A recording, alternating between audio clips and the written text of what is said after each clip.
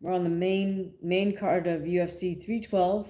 Main event is, of course, the rematch between Dricus duPlessis and Strickland.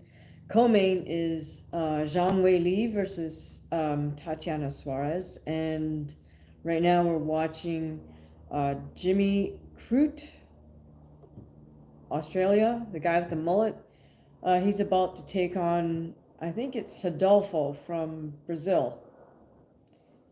Both men are in the cage. The ring announcers just announced Jimmy Crute. He was the guy on UFC Embedded that got his hair cut. Got a trim for his little sort of mullet type mohawk / mullet thing. Um, and now he's facing a Brazilian with all these colorful tats. Men tap gloves, and here we go with the first round. Rodolfo's last name is Bellato, I think. Looks like both men are strikers. They're both starting out in orthodox stance. Bellato's seems to be pretty light on his feet. Both men just filling out right now, kind of throwing jabs, but oh, Bellato just landed a jab to the body of Jimmy Crute. Crute throwing his own jabs.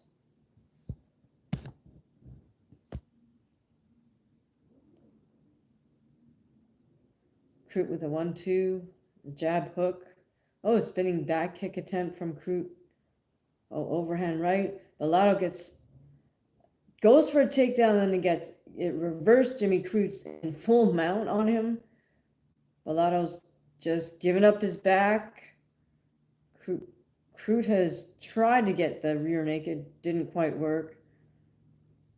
Bellato scrambling on the bottom. Crute now in half guard on top. Bellato's got the leg locked up with his two legs. Crute is now somewhat in side control, but still half guard. Crute trying to take some swings at the side of Bellato's head. Crute now just locking up Bellato's head and shoulder with his arms, trying to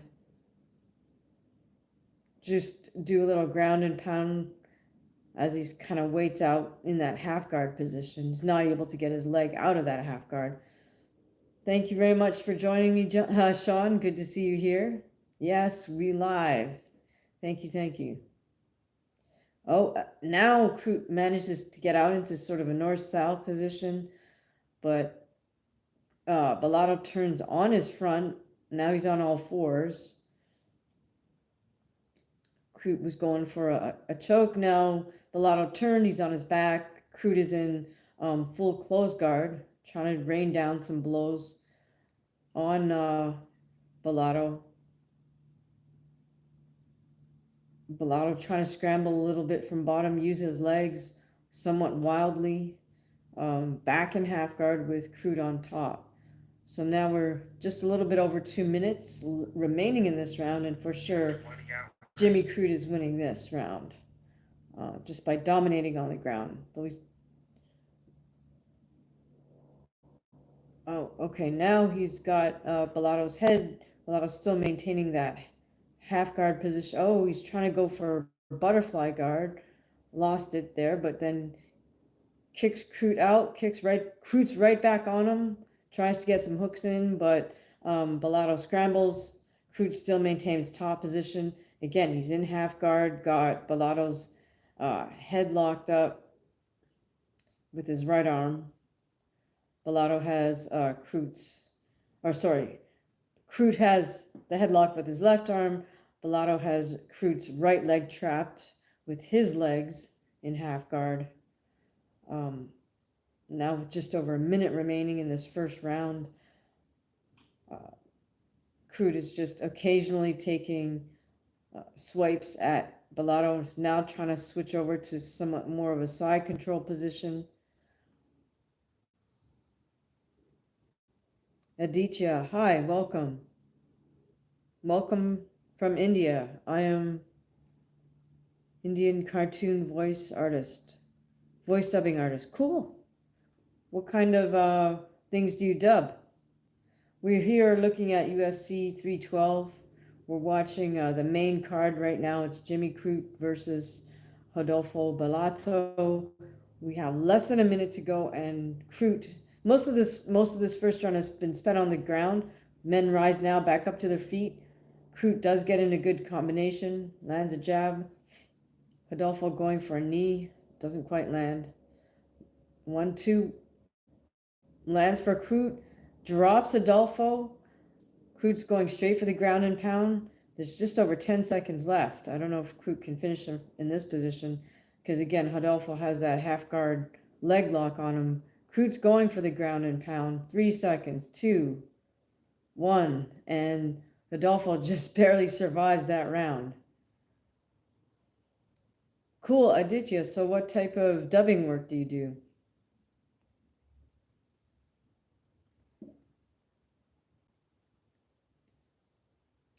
Thank you for the love, everybody.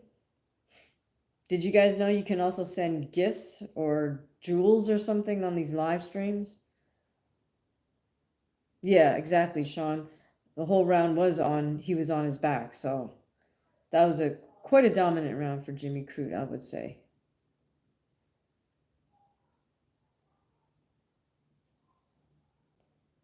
Okay, we're going to the replay where Crute landed a few hard elbows, did open a little bit of a cut on Adolfo's eyebrow.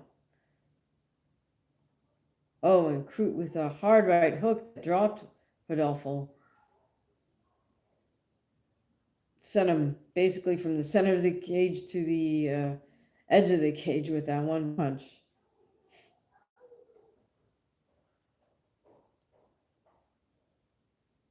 Okay, here we go. Both men touch gloves in the center of the cage. Crute with a calf kick. Rodolfo returns a calf kick. Both men fighting out of orthodox stance. Crute with another calf kick attempt. Rodolfo with the same, but misses. Oh, hard 1-2 from Crute. Another hard 1-2. Followed up with a calf kick by Crute. Another hard 1-2. His right hands are landing. Oh, jab right hand from Rodolfo lands. A Crute right back. A Crute with a hook. Right hand, head kick. Right hand. Oh, and Rodolfo goes in for the underhooks, but isn't able to secure anything. And even though he has a longer reach and a slight height advantage, Rodolfo's just getting touched up by Jimmy Crute. That's the guy with the mullet. Oh, thanks, Sean. Says, yes, everyone, you can support the live by giving gifts or sending super chats. Thank you so much, Sean. Really appreciate that. Again, Jimmy with the calf kick. Rodolfo goes for a body punch and misses with his left hand. Rodolfo kind of holding that lead hand a little bit low and gets clocked with a jab. Those right hands seem to be landing well for Jimmy Crute, the Australian, fighting in front of his hometown crowd. All right, we got a little bit over 3 minutes remaining in the second round. Crute again with the 1-2, but gets clipped a little bit with a short hook by Bellato. Bellato with a calf kick. Slowly marching forward, shoots in with a single leg. Not able to secure it. Scrambles to the other side for another single attempt, but Rodolfo manages to just slick his way out of there. Jab to the body from Rodolfo. A running lead hook, spinning back kick by Crute. Again, Crute lands a nice jab and then followed up by a 1-2. Rodolfo's just not moving his head off the center line when Crute throws his jab. Gets clipped again, simultaneous jab.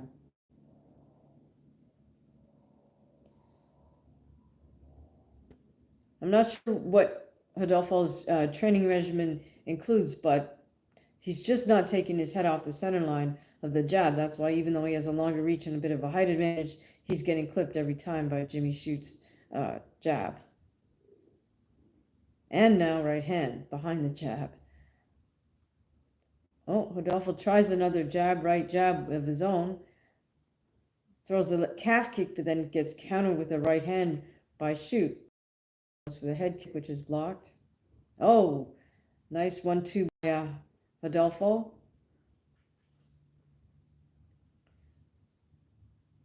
But Shoot always comes right back. Nice little slip there by Shoot. See, that's what I'm talking about, taking his head off the center line. 1-2 attempt by Shoot. Jab to the body. See, the thing is, oh goodness. Now on the inside, Shoot just landed a series of uppercuts on Rodolfo. Again, Rodolfo not taking his head off the center line, gets caught with a 1-2, tries to come back with something. But when his arm is extended, that's when Shoot counter punches. Jab for Shoot. Shoot misses with a right hand. We have less than a minute to go here in the second round. Calf kicks back and forth from both men. Shoot's still able to land that jab pretty consistently on Rodolfo. Rodolfo now starting to move his head just off the center line a bit, but Shoot is still able to catch him with the right hand. Now, the thing I don't like about Rodolfo's jab to the body is he doesn't level change. He just drops his hand down low and goes for a jab. Shoot trying for the tie plum and then knee. Doesn't really get it to work. But Bellato just missing with his combinations. Okay, about 10 seconds left in the second round. Again, this round, I think we have to give to Jimmy Shoot.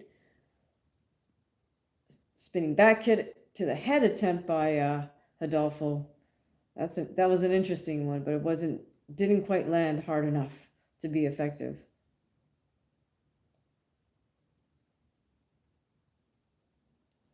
All right, who do you guys have? I have Shoot up 2 rounds to nothing. He just needs to keep doing what he's doing, I think, for the third round. Keep the pressure up. I don't think this other fellow has the skill set to match, either standing or on the ground. So at this point, it's Shoot's fight to lose. Are you guys going to watch the Super Bowl tomorrow? I don't think I am.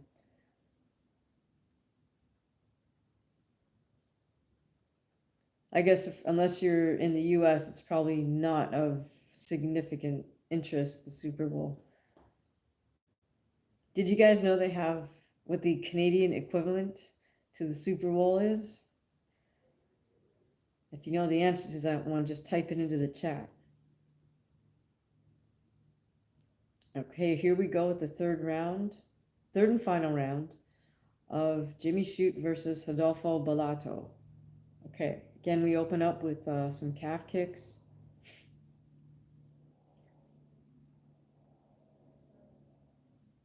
Now, Shoot does try this sort of, no, Bellato does try this sort of feinting motion by moving his upper body, but he also kind of waggles his hands around, so that's why he's getting caught. That plus the fact that he doesn't know how to move his head off the center line. I'm not sure why he wants to keep himself so upright like that, but that's just his fighting style.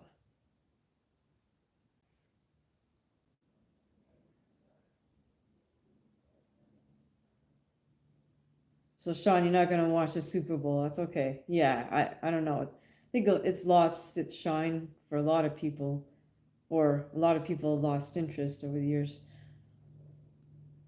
All right, Bellato again going for single calf kicks.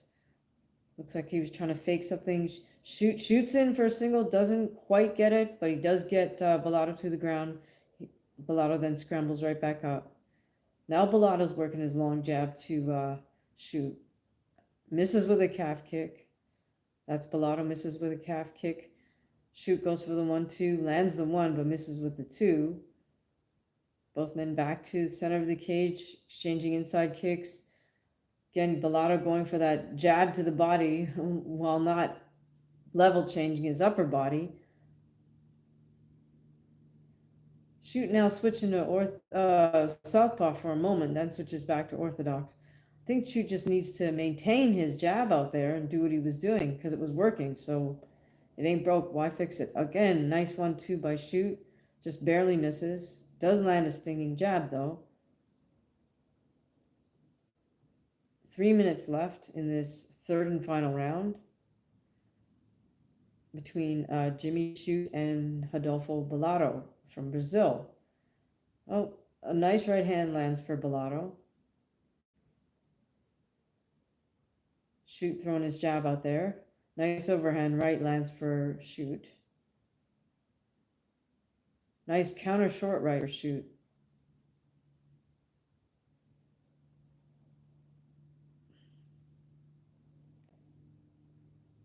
Both men exchange single jabs. Jimmy Shoot throws a big overhand right, misses. Rodolfo takes him down to the ground. Now Shoot is on all fours. Bellato just has him around the waist.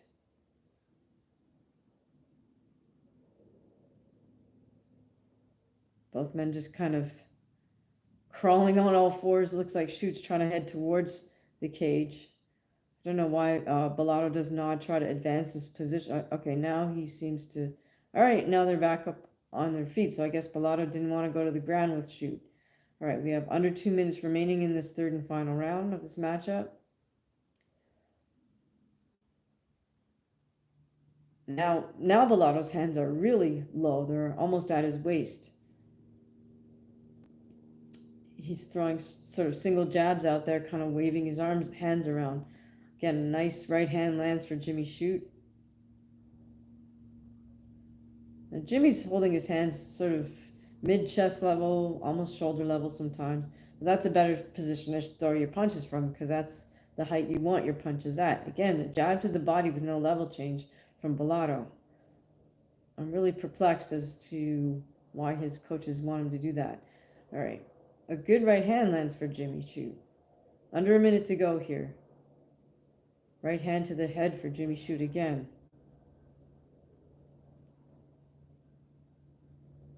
Both men kind of bouncing and looking at each other for a bit. Oh, a right left from Jimmy Shoot. Now his hands are pretty low. Again, a 1-2 from Jimmy Shoot. Follow up with a left hook. Another 1-2 from Jimmy Shoot. Wow, both men are really kind of gassed. Shoot is quite gassed, it looks like, just from his body language. Attempts a head kick, attempts some hard right hand counters, comes back with his jab. I do like how he's still moving around, takes his head off center line, throws an overhand right. I don't know why he just stuck his tongue out at Bellato, but he did. Bellato attempts a flying knee with an elbow, and that's the fight.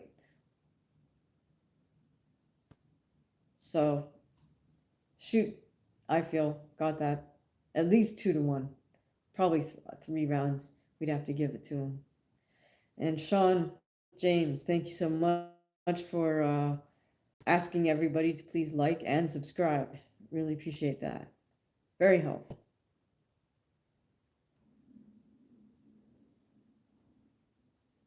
Okay, we're getting some replays here from this last fight between Jimmy Shoot and Rodolfo Bellato. All right, they're showing us a nice calf kick landing for Bellato and a nice jab landing for Bellato in this last round.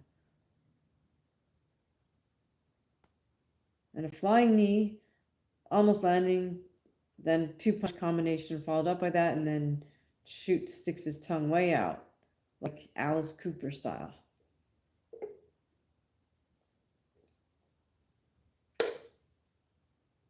All right, is that Glover Tashera in Bellato's corner?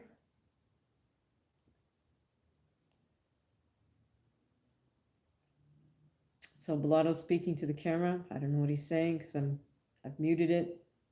It's got some nice tattoos though. Nice chest tattoos and then full sleeves on each side.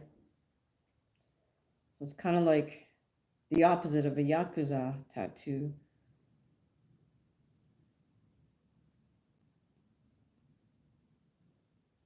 All right, and we're going to the center of the cage for the announcement.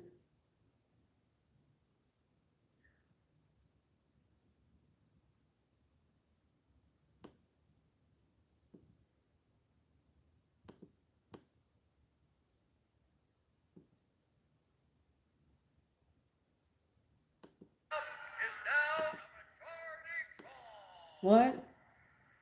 Holy cow. A majority draw. I don't know. I thought Shoot had that one. That's crazy. I don't really see how that was a majority draw. All right. I thought Shoot had the first two rounds for sure. So, I don't know. You guys tell me. How is that a draw? I have no idea. All right. I'm going to step away just for 10 seconds to shut my window because it's getting a little cold in here. Yeah, Sean, I don't know. I give up.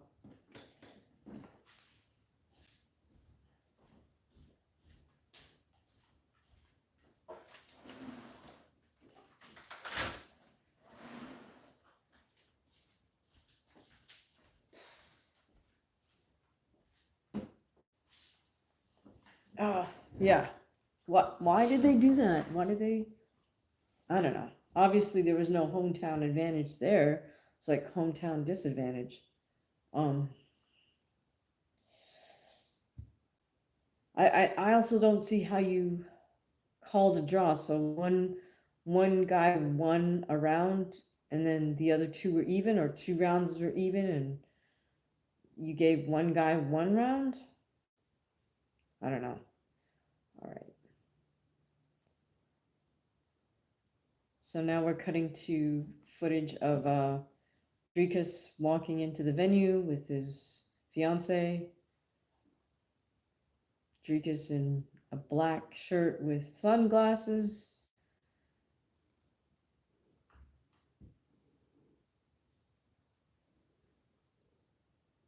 Sean, I have a strong way. Thank you. Appreciate that. Sean is saying it sounds like the hometown advantage made it even. Right, but then so that means in reality he should have lost? I don't see the other guy winning. All right, now we're cutting the footage of Sean Strickland walking into the venue. Okay. Honestly, do you guys think that that was a draw? Did you think one of them won? I thought Jimmy Shoot won, but that's just me. Okay, so next up we have Talison Tashera versus uh, NC Tafa. They're fighting at heavyweight. So Sean says it's the same in boxing. If you don't dominate the champ, it will be a draw or split decision. Yeah, okay. Um, I don't know. I thought that was pretty obvious 2 rounds to 1, but I'm not a judge, so it doesn't matter. Okay, Justin Tafa versus Talison Tashera. These are big men. They're like 265.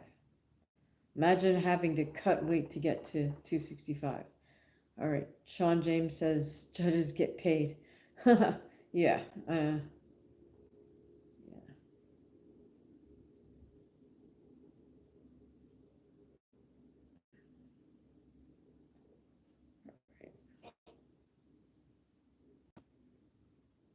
Oh, I see.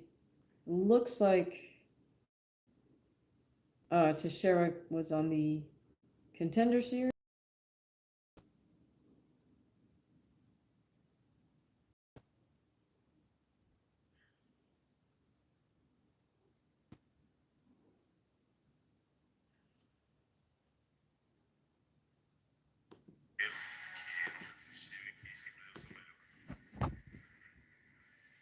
Okay, so we're About to watch two big men go at it in the cage. 265 pounders. Here comes Tashera on his cage walk. He's pretty tall for a heavyweight, it looks like. I mean, it's like he's got a longer, leaner build for a guy that's that heavy. Sean says, cut weight to 265, dear God.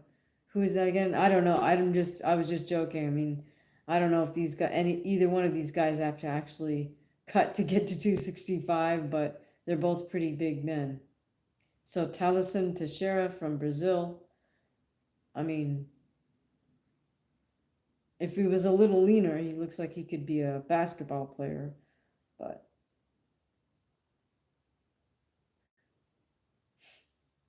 he's just at cage side getting water from his corner. And now it looks like just hugging up his corner.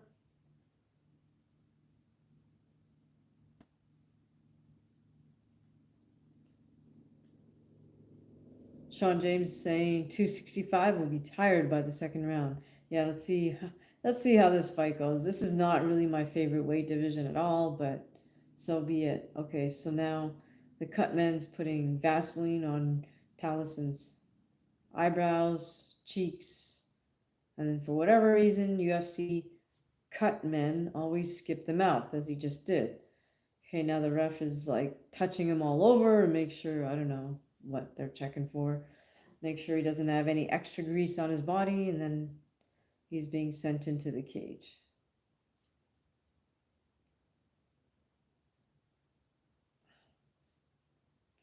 Makes the sign of the cross, motions to the ceiling, and now Talison Tashera is just sort of moving around the cage perimeter.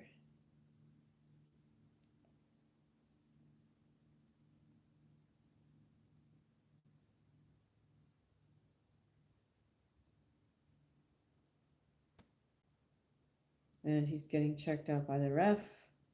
I think that's what that was. And here comes Justin Tafa.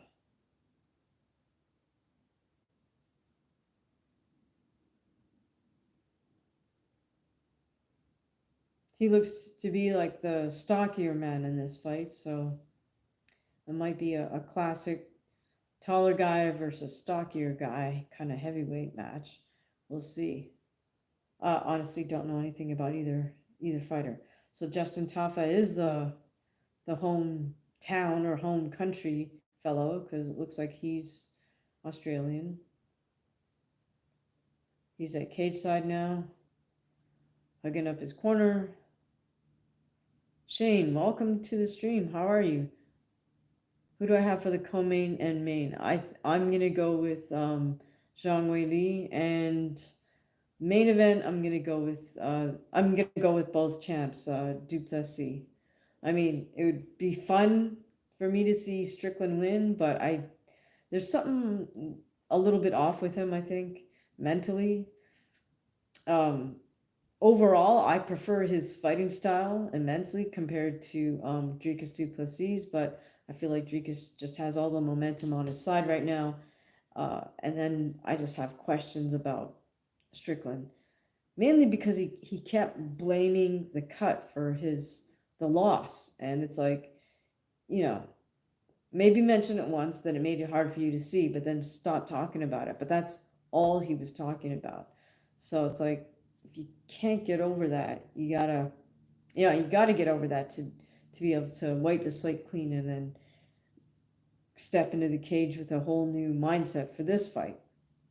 Any case, who do you guys have for the co-main and main? I'm saying and still twice.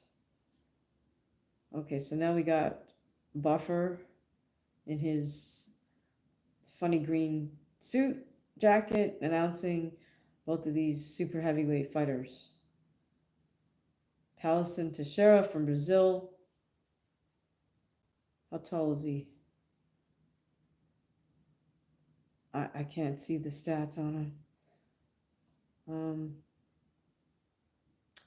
Sean says Dricus rushes in and flails his arms around until he hits something. Yeah, Dricus, it's like someone said, Dana White said it's like he fights like white man dancing or something. I mean, he's very uncoordinated. Um, that's why I didn't do another breakdown because nothing changes from the first breakdown I did of them in terms of the technique, even though they both had a year to revise themselves. They're the same. Like they're not going to change how they fight because it's too ingrained in them. Like I, duPlessis just constantly switching for no reason. Like there's no rhyme or reason why he switches stances. He just does it, and he does it sort of awkwardly, and then like Sean said, he just kind of like walks in and throws his arms and throws his arms and feet, and hopefully he hits something.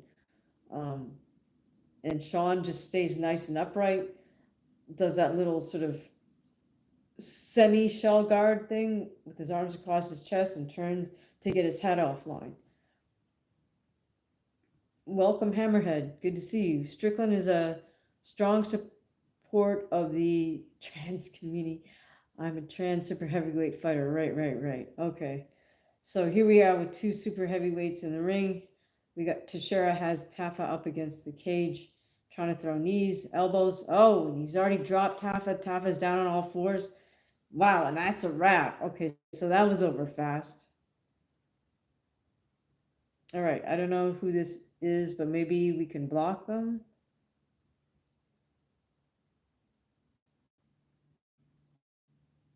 All right, thank you, Sean, for getting them out of there.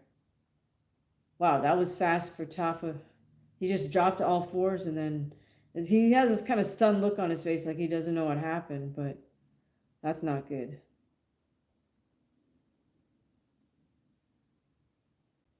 Okay, so now what? All right. Oh, replay. Tashera comes in with an overhand right, drives Tafa back to the cage, has one underhook, throws a knee to the body, elbow to the head, another elbow, another knee, and then Tafa drops to all fours and is covering up his head, and the ref just waves it off. Yeah, it was a nice elbow right to the bridge of the nose that kind of had Tafa collapsing.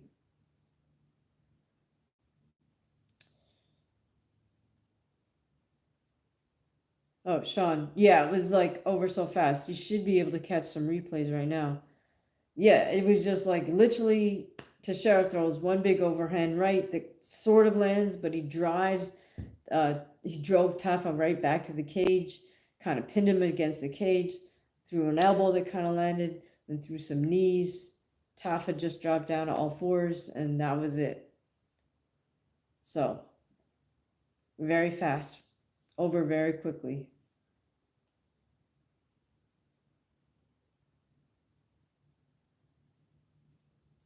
All right, again, not my favorite division, the 265 pounders, but so be it. All right, now we got DC in the cage about to interview Tashera. Yeah, fight time 20 seconds. That was ridiculously fast.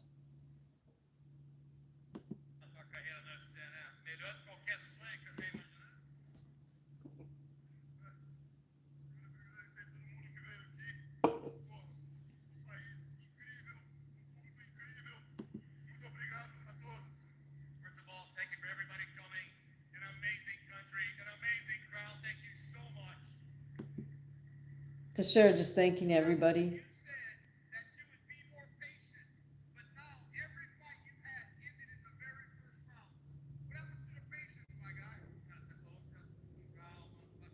DC's questioning Tashera because he said he was going to be more patient, but all his fights are first round stoppages.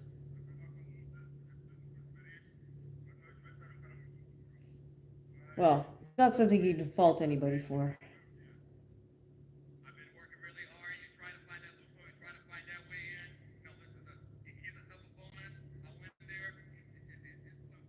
All right.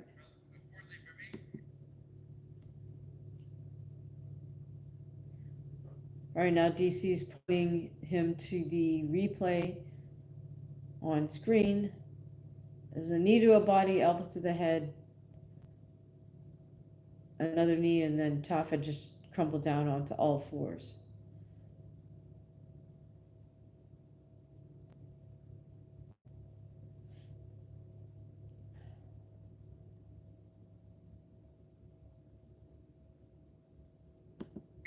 Was able to actually defend the takedown, but I knew one thing: he was going to lower his head, and that's when I was going to come in to finish the fight. What a phenomenal debut, ladies and gentlemen! Give it up for Talison Tashera.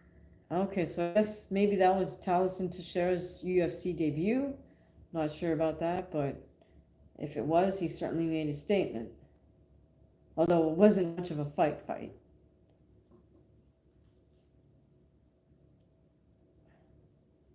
Okay, so we're just looking at footage of Tashera in the ring, cutting to Charles Oliveira in the crowd. Not sure who else we're looking at now. Tai Tuivasa. Nothing to see. Sean is saying nothing to see. He did what every heavyweight does. Yeah, it wasn't a thrilling fight. Okay, so now we're cutting the footage of Zhang Weili backstage, or back in the warm-up room rather, shadowboxing at the camera, throwing punches, elbows, and knees. Now we're cutting to Tatiana Suarez shadowboxing at the camera.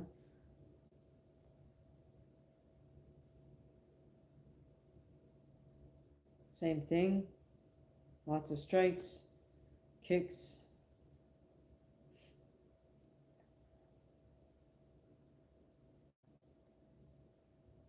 Okay, enough already of the shadow boxing.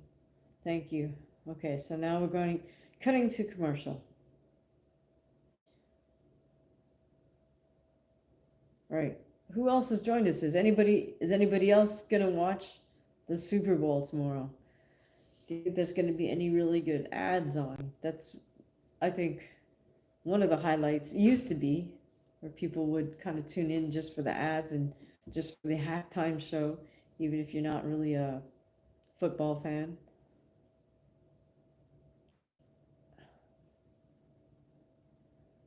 Okay, so we're looking at an ad for what, the Hulk? Drizzy is asking where I'm from. I'm from SoCal right now. All right, now we're cutting to an ad for Power Slap.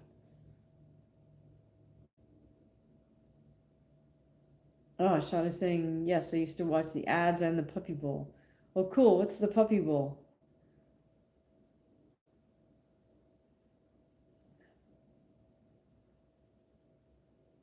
Okay. Big ad for Power Slap. Now we're cutting to some B-roll of Australia and an ad for tequila.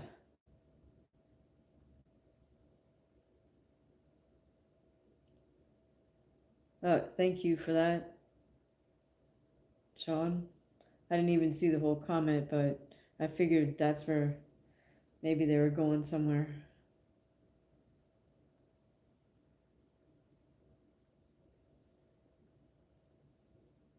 All right, more B-roll of Australia. Looking at the beach and the waves coming in. Thank you, Sean. I'm not sure why the YouTube algorithm can't like screen those comments by itself, but it doesn't.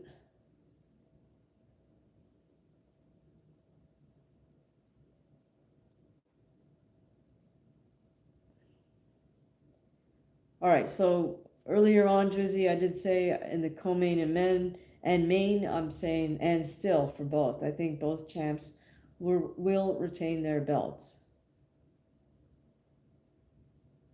I think Strickland could make it a closer fight, but I just feel like he's a little bit off mindset wise. Okay, so now we're cutting to footage of Zhang Weili.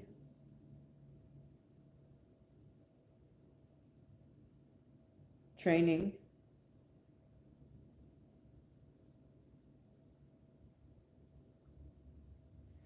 I think she said she set up her camp this time in Thailand.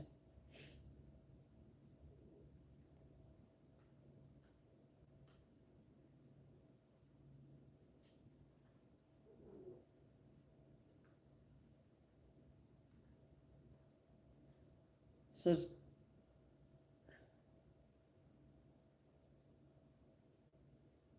so you guys got DDP by sub? Um, I don't know if he gets a sub. That's interesting. Interesting call.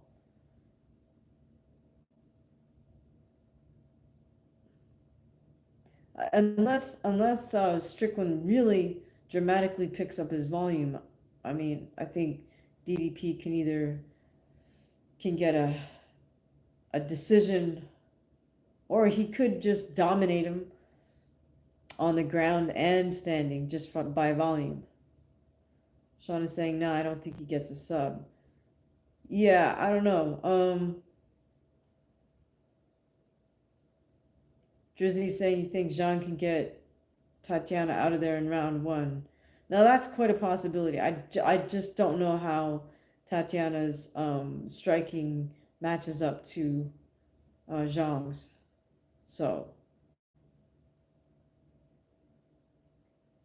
all right, so we'll have to see.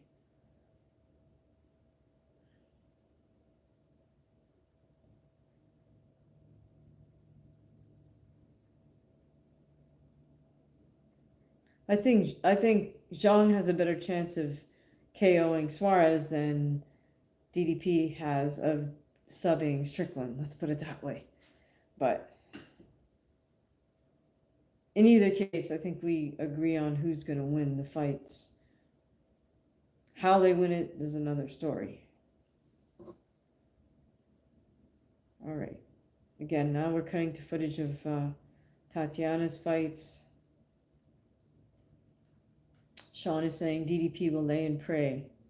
Yeah, exactly. I mean, I think he can get Strickland down, but whether or not he gets a sub is another story, right? Okay, still more footage of Tatiana.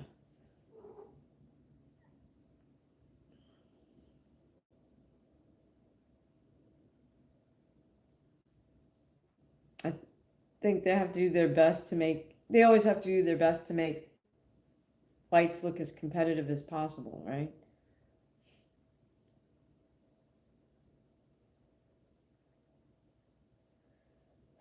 Okay, so now it's more footage of Zhang Weili winning her fights. Tatiana again. So that's just the fight buildup. All right, by the way, I thought you weren't supposed to use the American flag as a piece of clothing. You know what I mean? And drape it around yourself like that. Just like you're not supposed to let it touch the ground and all that. But I don't know. Maybe some of you in the military might know the rules better than I. All right, so now we're looking at footage of the lights in the arena. For whatever reason, we're going with the green theme.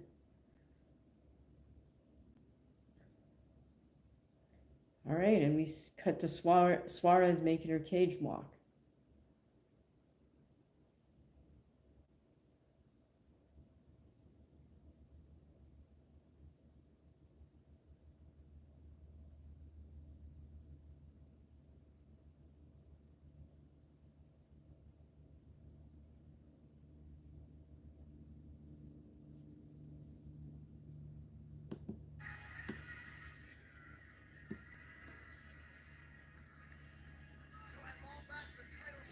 Quite a long walk from backstage to cage side.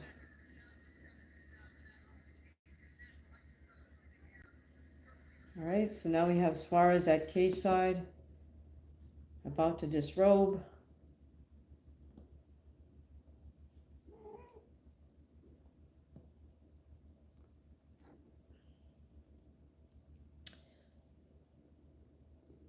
taking off her jacket.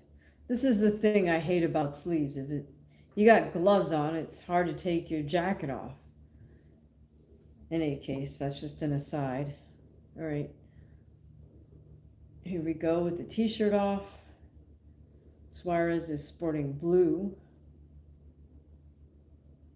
hugging up her corner.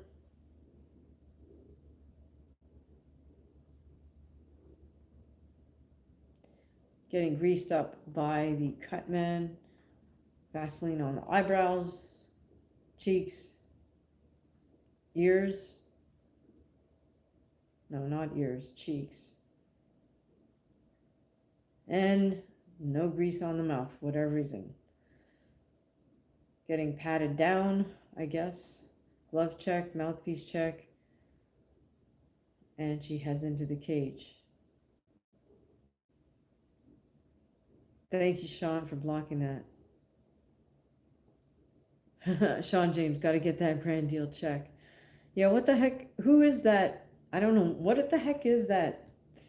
Is that a person or is it just a bot that spits that out?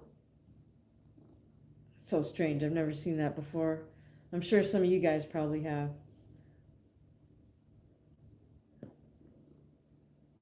By the way, if you guys, oh, here we go again with this same person.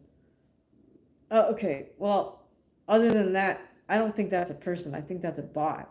But if you guys are enjoying the stream or you enjoy some of my videos, feel free to leave a super thanks, or you can buy jewels and drop some rubies.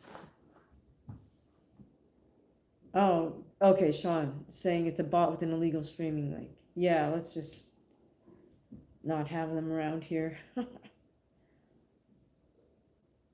All right, so now we're switching the light scheme to red and gold. I guess, oh, okay, I see that's for Zhang Weili, red and gold. Oh man, so now we got another bot spitting up stuff. Thank you, Sean. You're working hard tonight. These bots are keeping you busy. All right, now we have Zhang Weili making her ring walk, cage walk. A little bit slower, it seems like.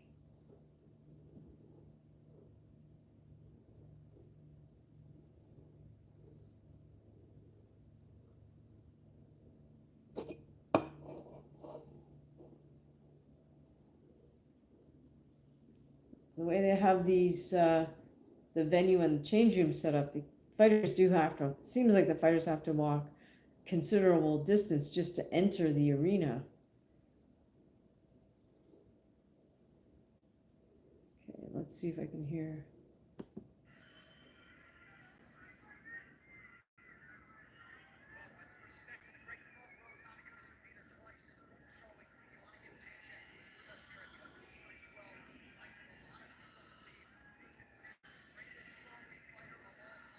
I can't quite make out what Zhang Weili's walkout music is. That's okay.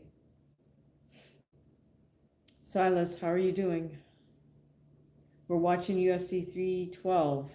We're about to start the co-main event, Zhang Weili versus Tatiana Suarez.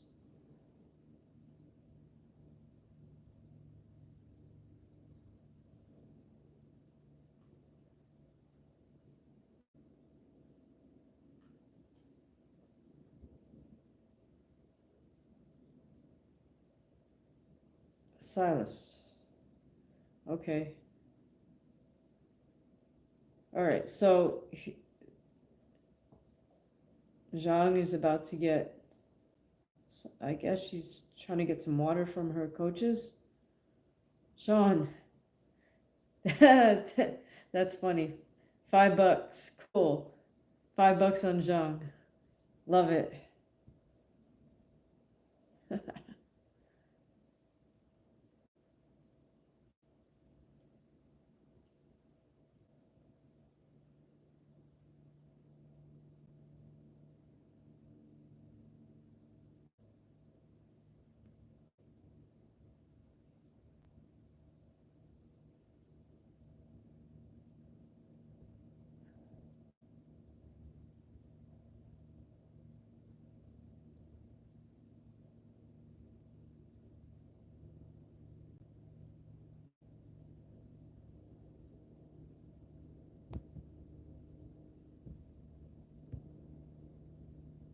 Really appreciate that, Sean. Thank you so, so much. All right, so Zhang is now in the cage. She's sporting red in the red corner. Suarez in blue, kind of pacing.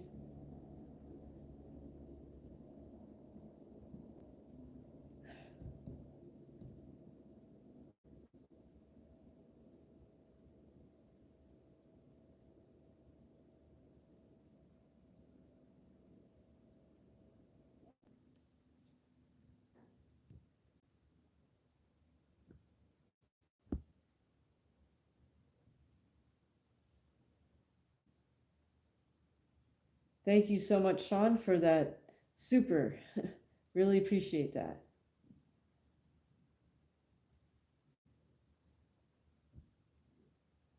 There we go.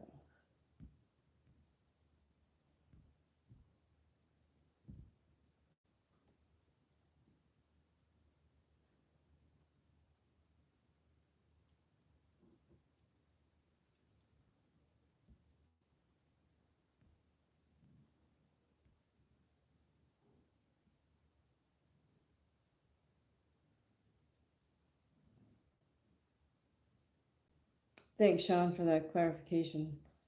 On yeah, you can send all everything via super chat.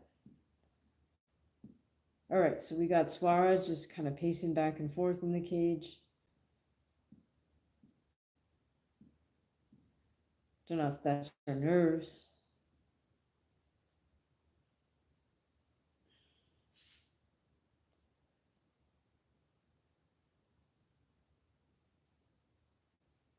Long introduction here.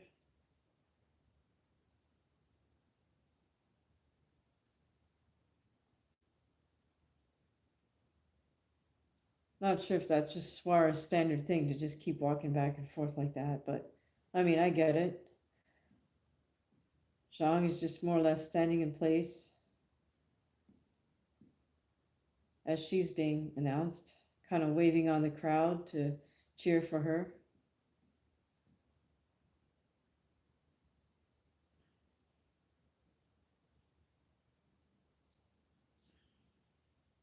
Can't tell if those are custom trunks that the UFC made for her, but they're kind of, yeah, red and black and white. Trying to see if there's any other designs on it.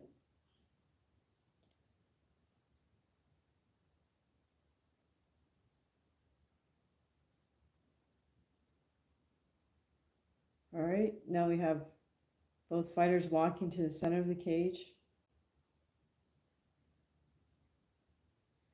Mark Beltran, or Mike Beltran, is the referee, the guy with the crazy long mustache.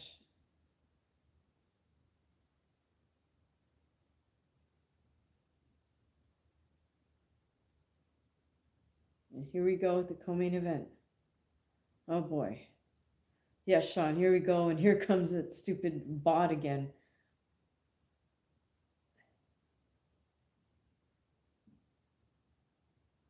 All right, so we got Zhang Weili fighting out of Orthodox and Suarez fighting out of Southpaw. Nice contrast in their ring outfits, red and blue. Makes it very easy to see. Okay, we have Zhang kind of bouncing in and out on her feet. Suarez kind of waving her lead hand around a little bit and kind of bouncing out.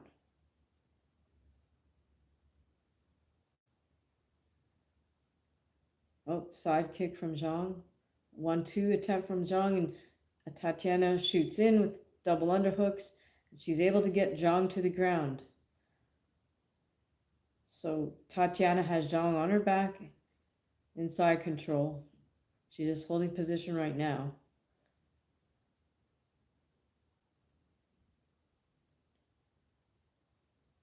Zhang's fighting Suarez's arms,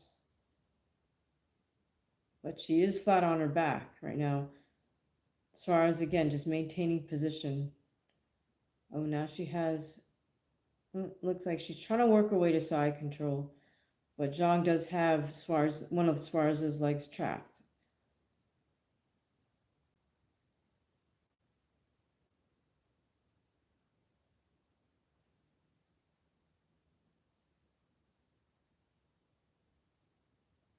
Zhang trying to wiggle her way out.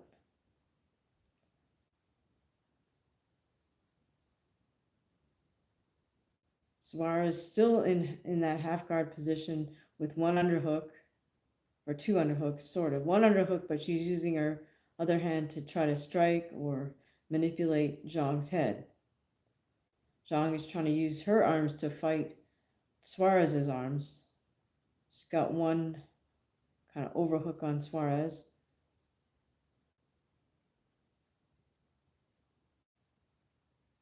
Still maintaining that half guard position with her legs. But at this point, I would say Zhang is losing this round. We're almost at the halfway point. Zhang attempting to throw elbows and whatnot from the bottom, but that's just not effective. Those types of strikes are not going to be effective. Suarez kind of working away to side control, but Zhang does still have control of. Zhang is still using her legs to maintain good guard position. So now she's got Tatiana back in full close guard.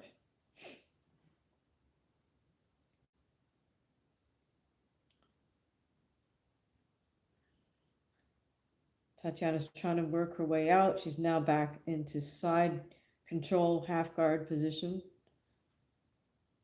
We've got under 2 minutes remaining. So Silas, as Sean said, you can use Super Chat.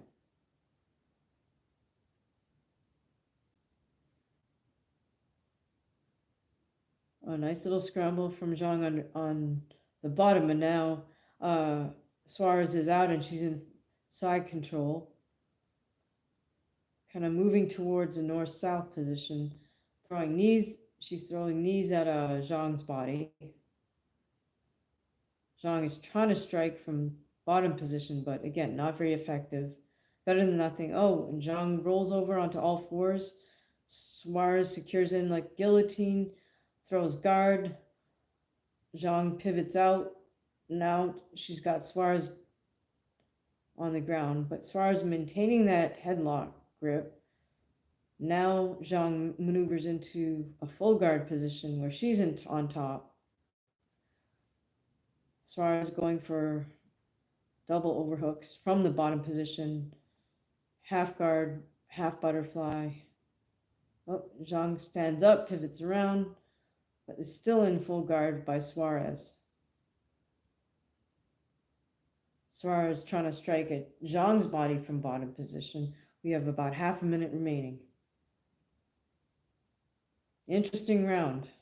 Interesting reversal of positions.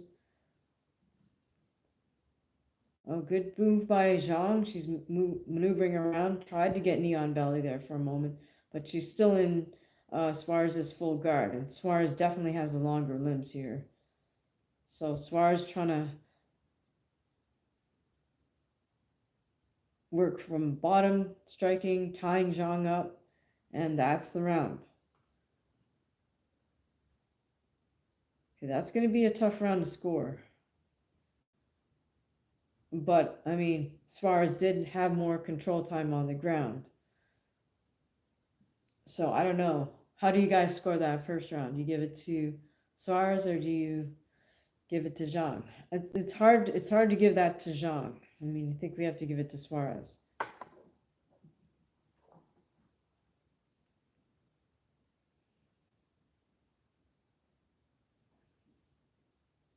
How did you guys score it? Yeah, Sean, I agree. I would say Suarez is up around. Zhang either has to really get going with her striking or defend the takedowns better.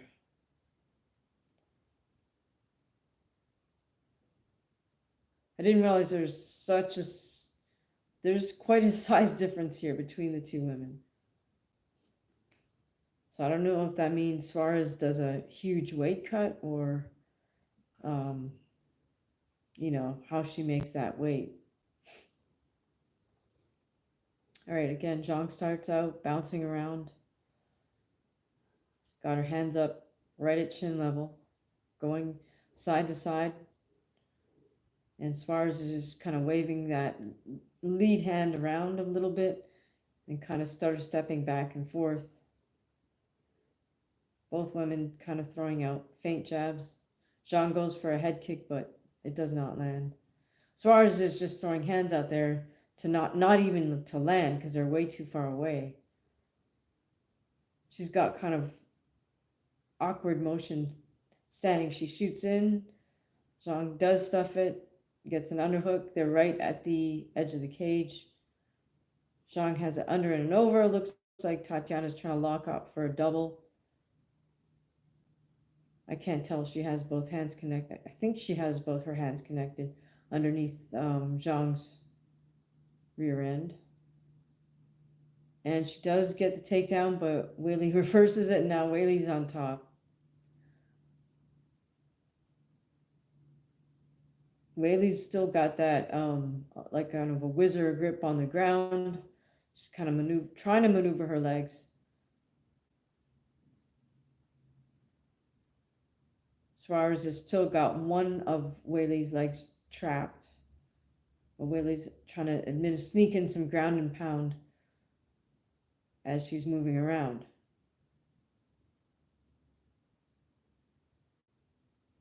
Good job maintaining that whizzer grip from top position by Weili. Suarez trying to scramble from bottom.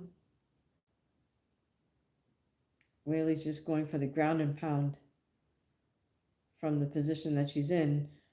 Suarez is kind of on one knee, two knees now.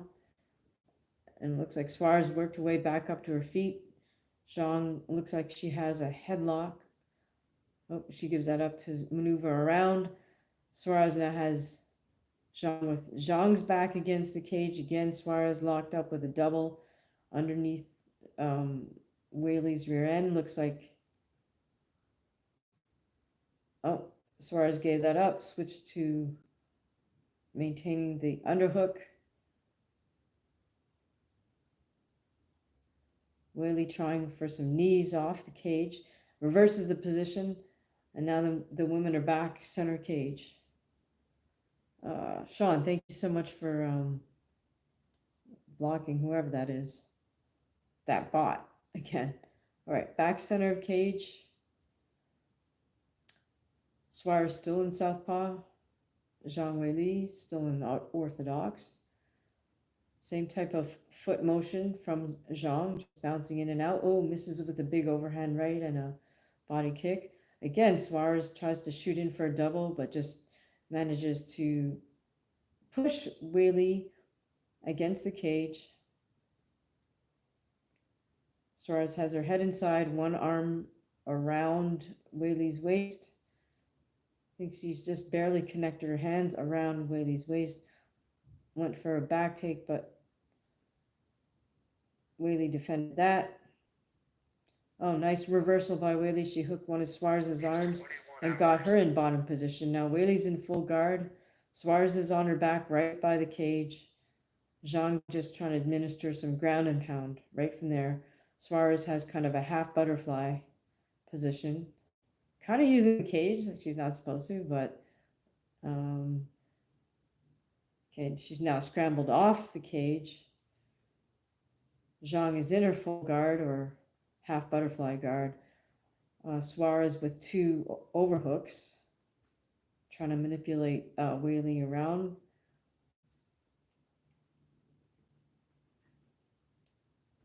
Suarez now switched to two underhooks. Zhang is still trying to hit her from top position. Zhang posted briefly on her feet. She's now back on both knees. Kind of like how Suarez is using that butterfly guard. She's able to occasionally try to elevate Zhang. Zhang is just still trying to do ground and pound with her free hand.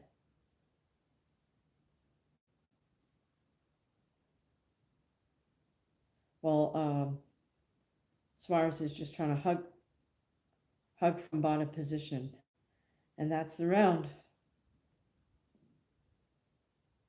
Okay, so now might be 1-1.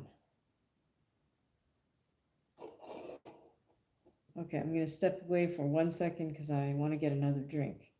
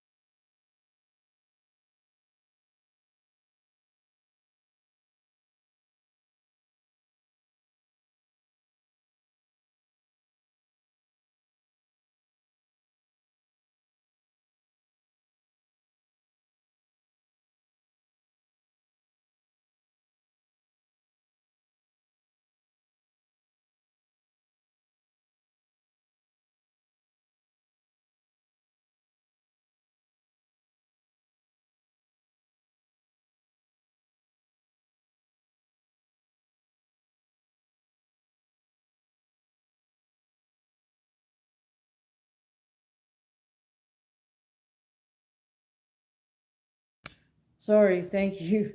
Thanks, my fault. Okay, so both women. Thanks, Sean, my fault. Um, both women back to center cage. I was saying before that Zhang really nailed Tatiana well with a right hand. I think it stunned her.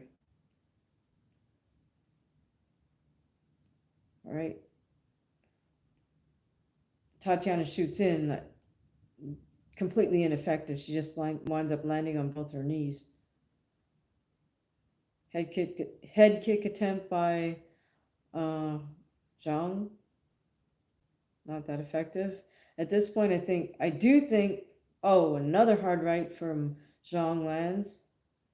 She sets it up with a jab. Oh, and then briefly Zhang gets dropped.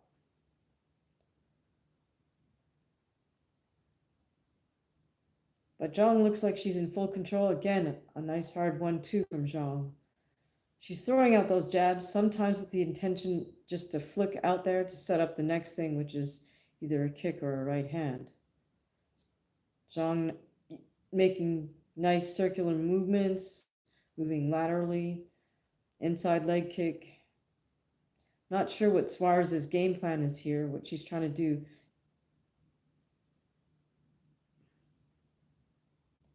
Looks like Suarez is just trying to time a takedown attempt, but she's getting clocked with right hands as she's waiting. Oh, hard left attempt by Zhang Weili.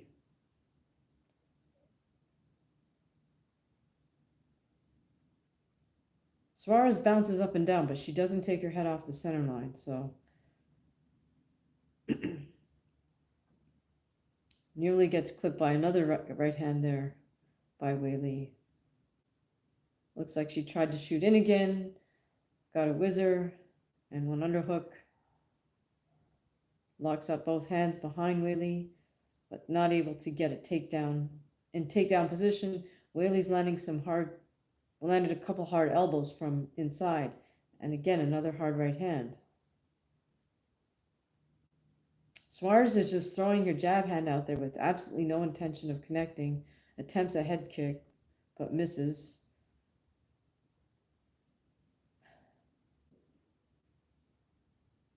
At this point, I would say Zhang is in control.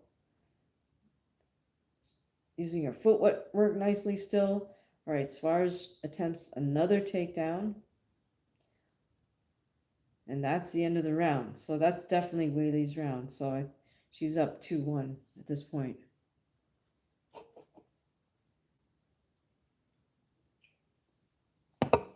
The right hands by Weili are starting to really take effect.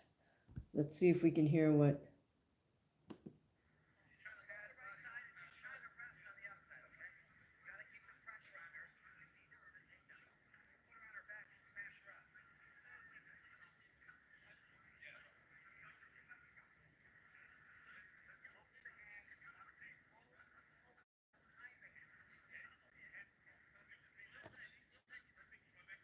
So Suarez's corner was telling her to put her on her back and smash her up. I don't know.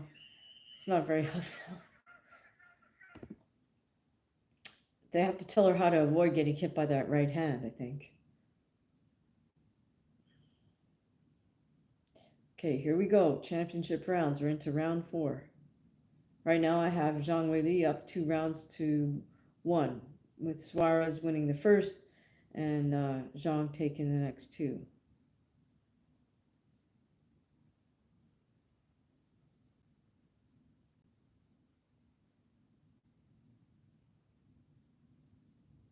Yeah, I don't know what Suarez's corner is thinking.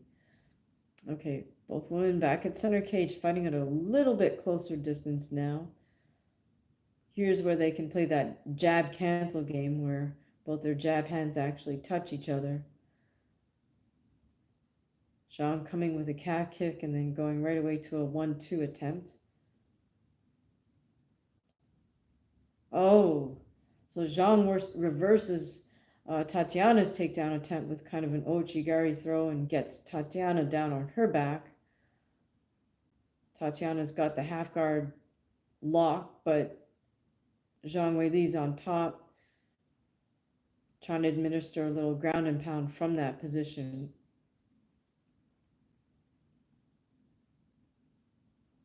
So Tatiana's got one underhook and Zhang's leg locked with her two legs.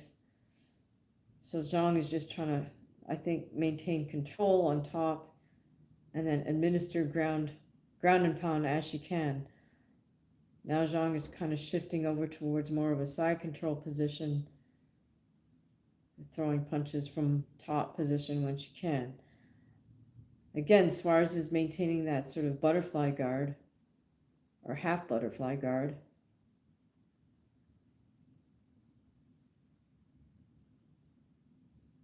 I think Zhang is just going to be patient in that position and just use her free hand when she can. Because if Suarez isn't going to advance by using that half butterfly guard, then Zhang can just stay there. Oh, now she's got the arm and head in position for a choke. All she has to do is get her leg past Tatiana's leg, and then she'll be able to put more pressure on that choke. She might still get it in that position that she's in. Suarez is not really moving right now. Oh, darn, I just lost my stream. Hang on.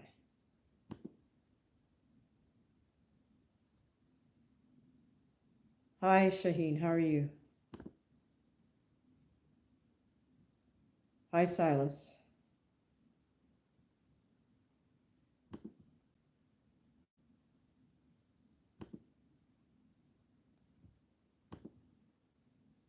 Sorry, guys, I lost the stream for a second. Hopefully, I'll be back.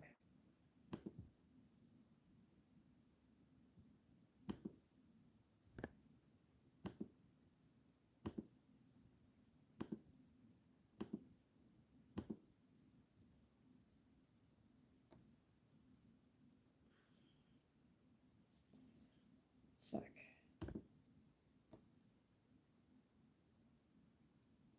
Right. I apologize. My stream's buffering.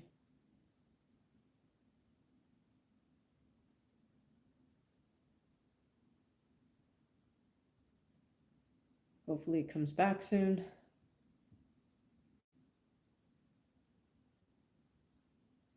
I'm good, Shaheen. We're watching UFC 312. What are you doing? Are you watching UFC?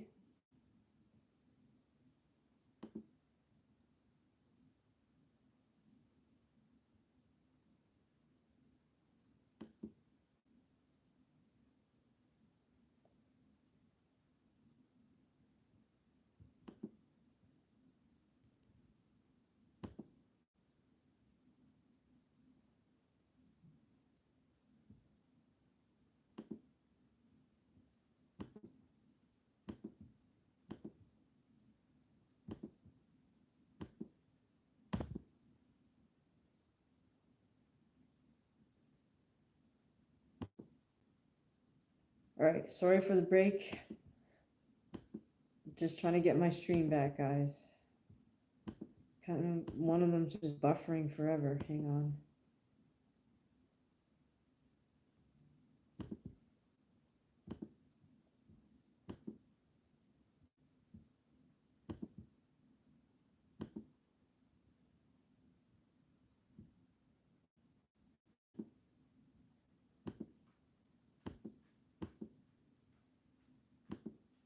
Oh, sorry, got the stream back, but that was the end of the round. Suarez back to her corner. Oh, she's got a pretty nasty cut on her knee. I'm not sure how that happened.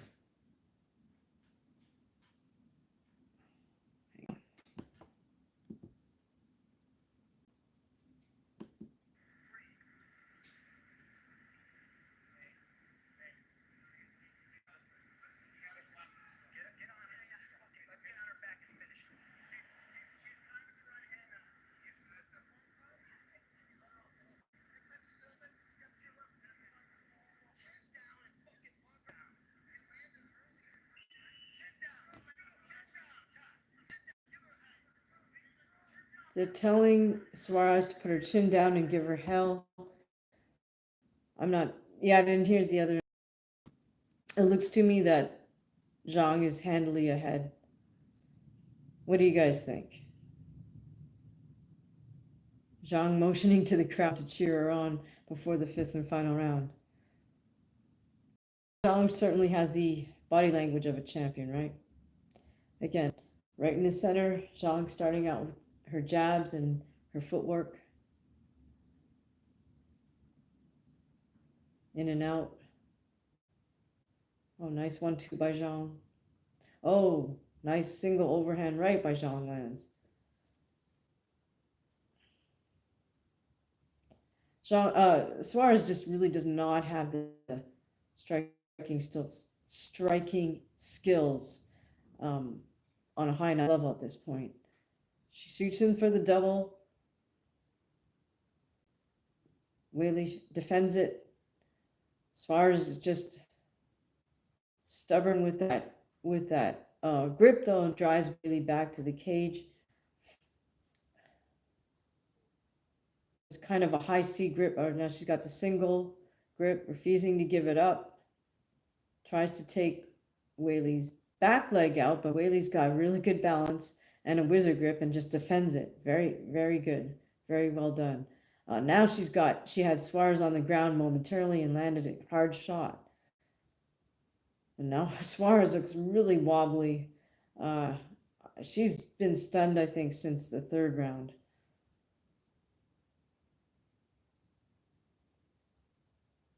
Suarez tries with a hard reverse punch, but it misses. Clearly, Zhang is just in control here. Oh, lands a hard knee. Suarez just tries to come in with double underhooks. Drives Weili back to the cage again. I think here Weili's just relaxing. She's got the wizard grip. I think she knows she can defend the position. Uh, Suarez has got her head inside. Oh, gets Zhang to the ground. But Zhang scrambles. Gets up. Now she's got Suarez is back on the ground right by the cage. Again in that half guard position, with Zhang kind of maneuvering sort of to a side control position.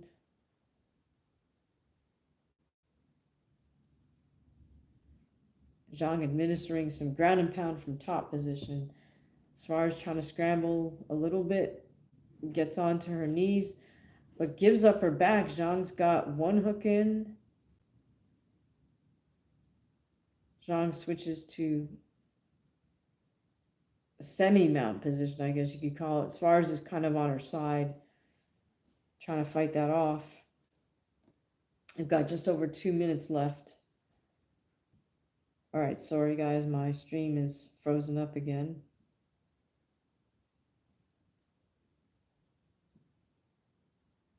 Tell me what you guys see on your end.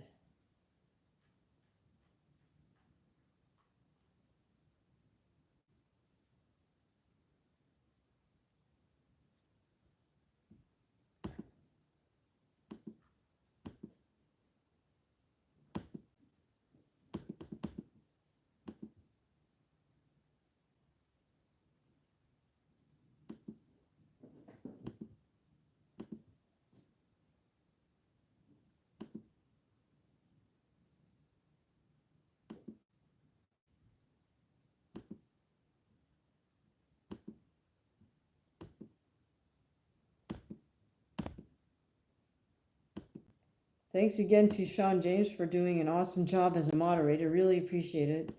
You've been awfully busy tonight. All right, guys, sorry, my stream froze up. Oh, here we go. So now we got less than a minute left.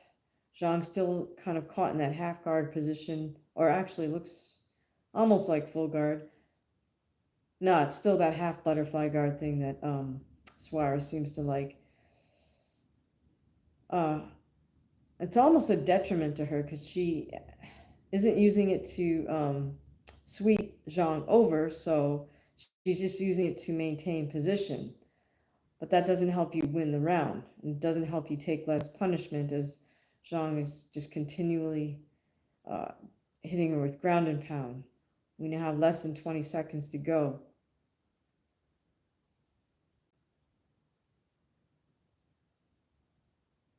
Less than 10. Oh, and Zhang pops out of there, tells Suarez to get up.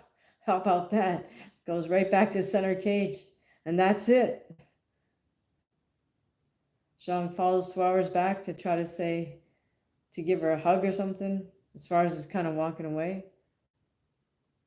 Oh, Sean says, pleasure's mine. I will always have your back. Really appreciate it. Yeah. Zhang clearly won that fight. I mean, body language says it all, but no, she won that fight for sure. I mean, 4 rounds to 1, but I think she broke Suarez around the third or fourth, third actually.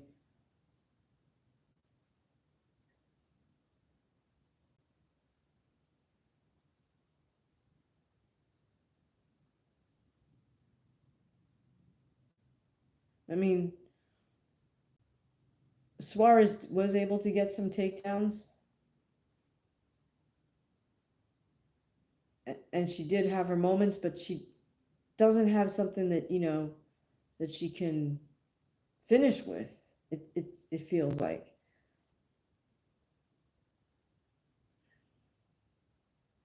And she's got to work on her striking defense.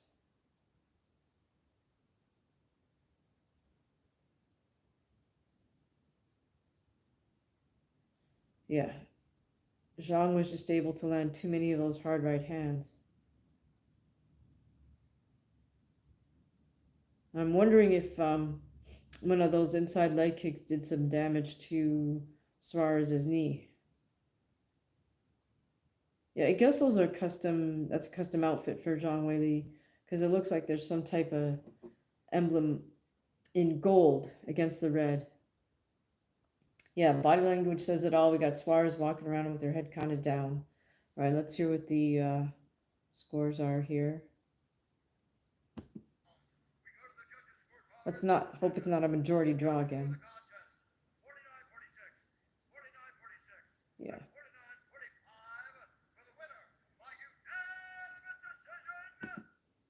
Yeah. 49-46, 49-46, and 49-45. So yeah, that means they gave her, it was 4 rounds to 1. So, but the bigger story is, she just completely dominated Suarez.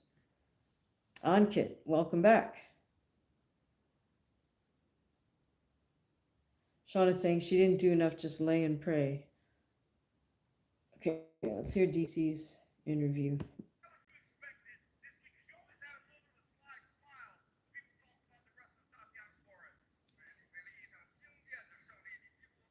So Ankit's saying Weili versus Shevchenko would be exciting to watch. I don't think anyone beats her in the strawweight. Yeah, right now Zhang is on fire. And her grappling has improved, so yeah. Sean is saying, holy mackerel, Shevchenko, nah man, too tough. Well, you mean Weili moves up or Shevchenko comes down?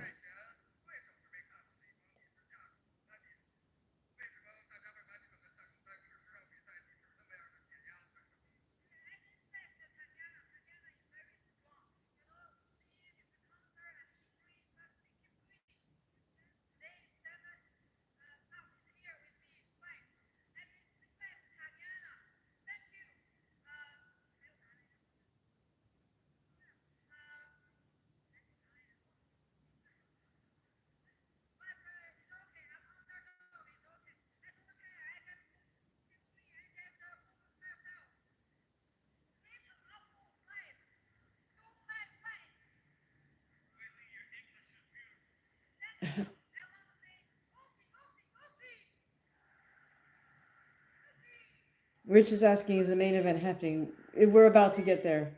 We're just finishing up with Zhang Weili defeated Tatiana Suarez. She's doing her post fight interview with DC.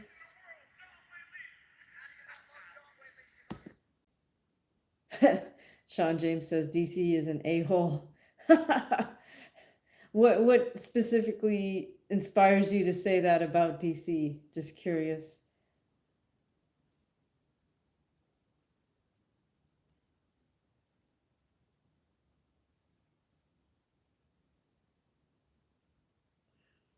I think the biggest differential for this co-main event was really Zhang Weili's grappling sensibilities were probably higher. Rich says Shevchenko in the fourth TKO. Oh, Sean James, his asshole. Your English is beautiful. Oh, yeah, that was not necessary, right? He probably doesn't understand that he didn't need to say that. Oh, then we just cut to another anti-Asian racist in the crowd, which was, uh, what's her name? Joanna Jojacek, right? She did her little anti-Asian pose on what used to be Twitter. Okay, now we're cutting to an ad for EA Sports UFC 5. Alter Egos on this day, February, available now. Okay, now we're cutting to change room footage of Dricus shadowboxing at the camera.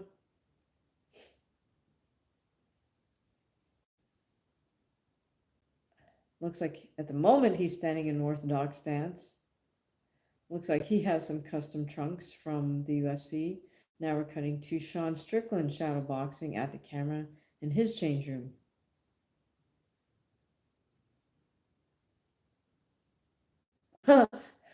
Sean says, I do not like her, meaning Joanna Jacek. She's a psychopath. She's strange. I mean, and the things she said to Rose Namajunas I thought were unforgivable. You don't say something about somebody's parents dying.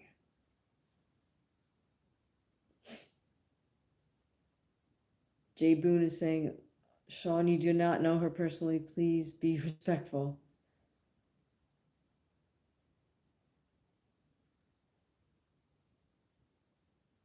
Well, we were referring to some of the things she's posted, so I don't know her personally either. I don't know any of these people personally, but if you're going to post something and you know you're a public figure, then you know people are going to react to what you post.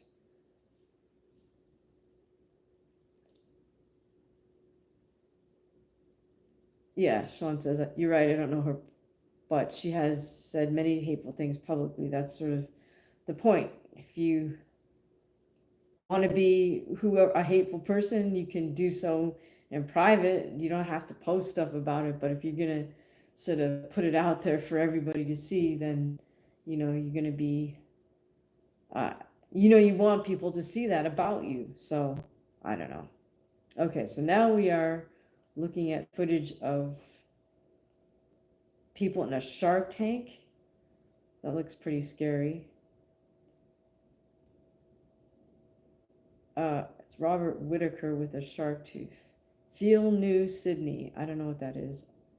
Oh, I guess it's just kind of a promo for Sydney itself.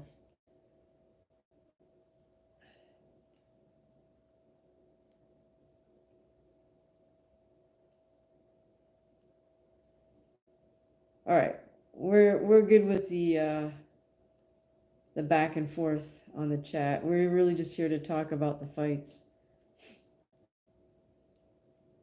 We're watching UFC. We're about to start the main event here, Strickland versus duPlessis.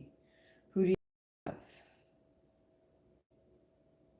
I think a lot of us, to just speak for myself, like for myself, I would say if I had it my way, I'd want Sean Strickland to win just because I like his fighting technique better than duPlessis. But duPlessis got the momentum in his favor, and I also think Strickland might be slipping a bit mindset-wise. I don't know.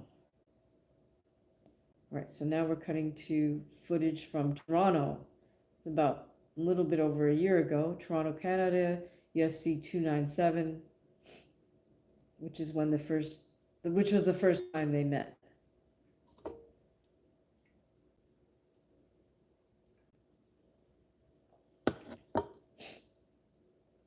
Right, so we're showing footage of that first matchup between duPlessis and Strickland.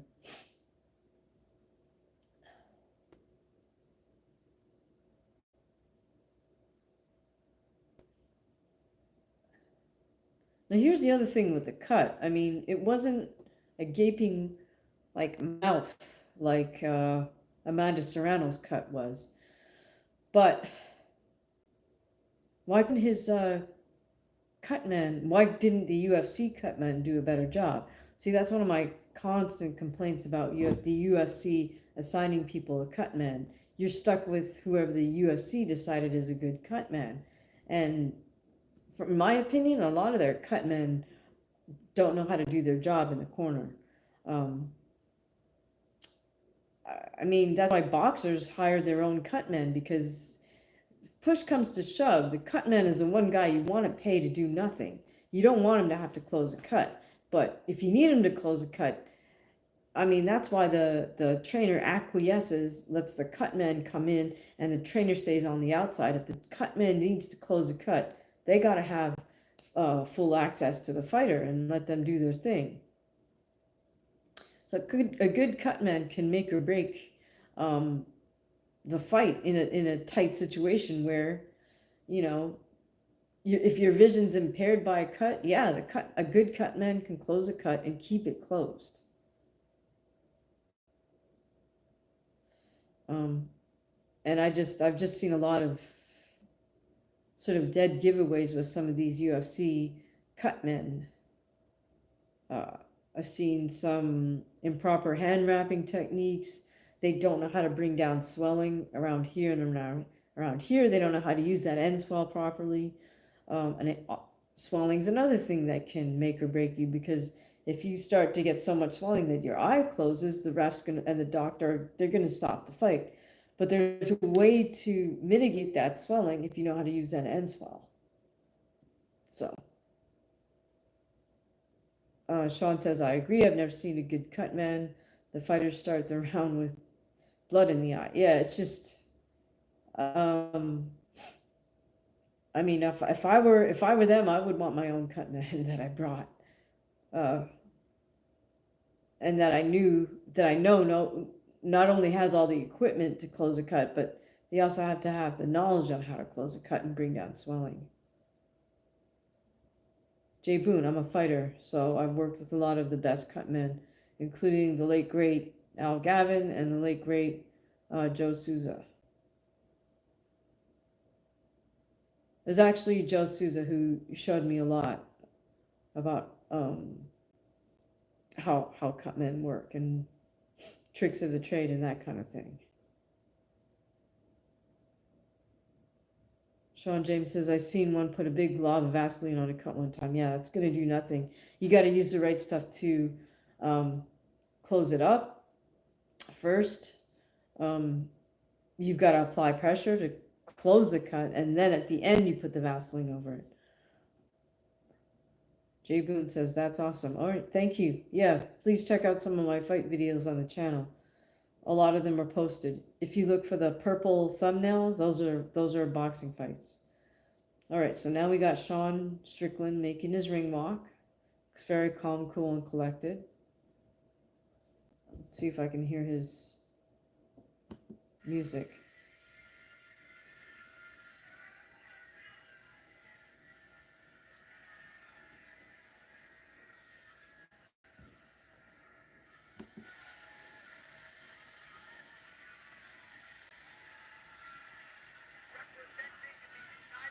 I can't make out his music. Are they allowing fighters to pick their walkout music anymore? Or did they stop that? Hi, Jonathan Simon. Good to see you. Thanks for joining us. I can't remember who it was that said on our last Jay Boone. Yeah, I don't know if I'm allowed to do that. I don't want to get canceled by YouTube, so, or the UFC. UFC is pretty fierce about you posting any of their content on any social media. Little Stinky. Yeah, hold on. How are you? All right, Sean Strickland is getting checked out by the ref for his gloves and everything. mouthpiece, and now he's walking into the cage.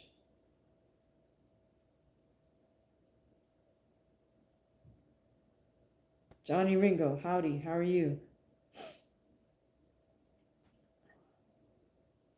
It's funny that Strickland seems to be more popular than duPlessis in Australia, right? Like, Strickland was getting cheered at the press conference. duPlessis was getting booed.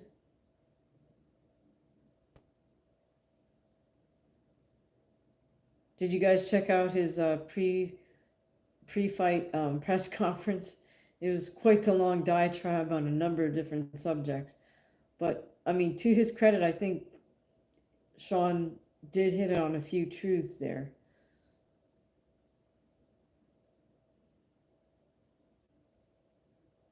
Thanks, Sean. Appreciate it.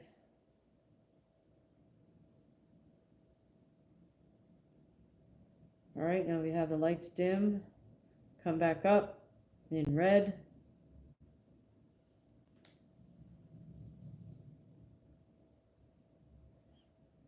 We're waiting for the champ to make his ring walk.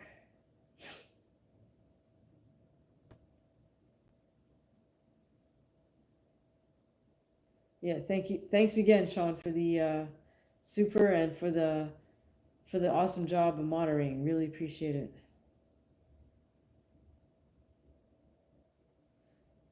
Jay Boone says Australians are very similar to working class Americans. I think they like Sean's character. Could very well be. That makes a lot of sense. All right, we have duPlessis walking out with his South African flag draped around his shoulders.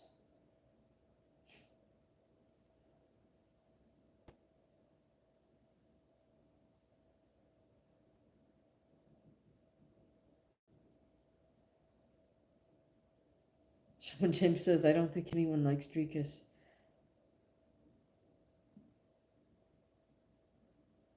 That's funny. He's sort of, I don't know, just in my opinion, he's just kind of nondescript, and his fighting style is not pretty at all. It's just really awkward. Ankit says, I like Dricus, bro. Okay, well.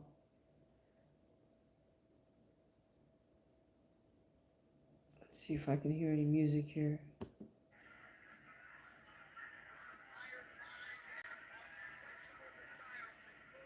I can't hear the music. All right. Dricus is getting closer to the cage now.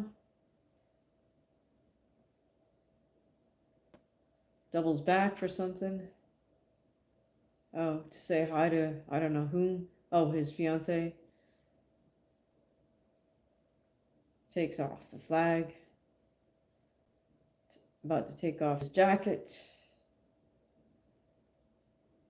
Again, I'm not a fan. I think I've said this every single live. Not a fan of the UFC's and Venom's weird design, but it is what it is.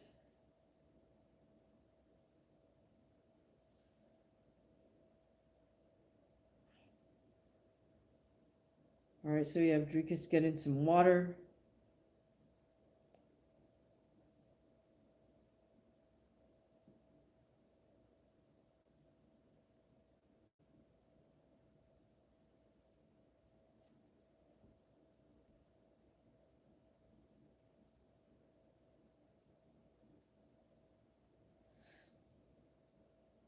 Cut man putting on grease on the upper part of the face only.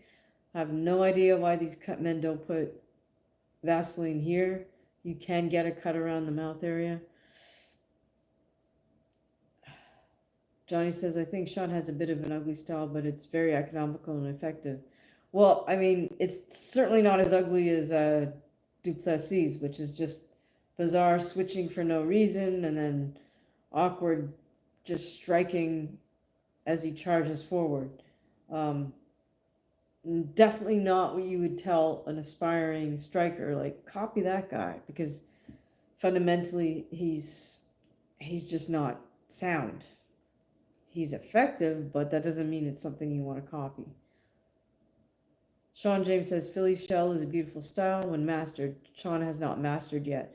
Yeah, it's also something you don't want to do in MMA. You don't want to really extremely do a Philly shell because you're leaving yourself open, perfectly open for a head kick. So I think what Strickland figured out is fine. He just kind of semi does a Philly shell, and that can work for MMA. It works for him. You know, he's able to get his head off center line with that just uh, smaller movements. He doesn't lean all the way back the way Floyd would because he'd be leaning back into a head kick.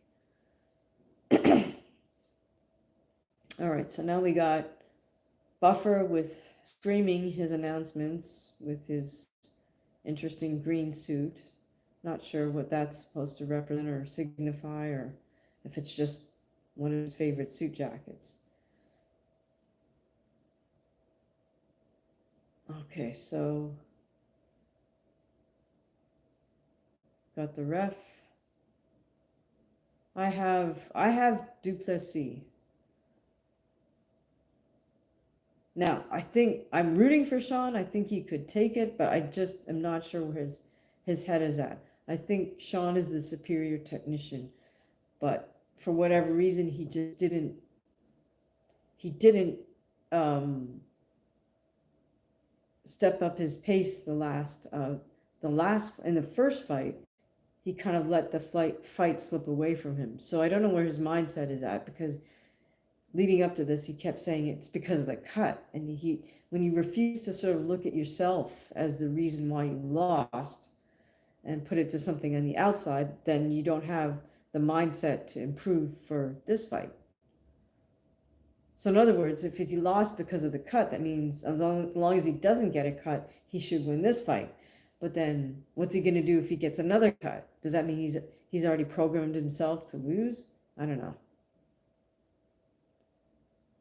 Sean is saying, right, the world's heart is saying Sean, but the mind says DDP. I mean, hey, I'm definitely rooting for Sean to put it together on DDP, but it's going to take a little something, and that means maybe he was just, you know, putting on an act for all the pre-fight interviews, and maybe he really does have it all together. I mean, I hope so for him. All right, we're looking at footage of Strickland just pacing back and forth as Buffer announces him, kind of gesturing to the crowd a little bit.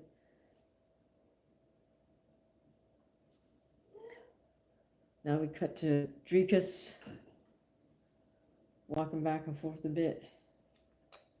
Johnny Ringo says, I was hoping for Izzy to make a comeback against one of these dudes, but that now looks unlikely. Yeah, I mean, 3 in a row, especially that last one. Izzy was, I felt, was definitely off in the pre-fight sort of lead up.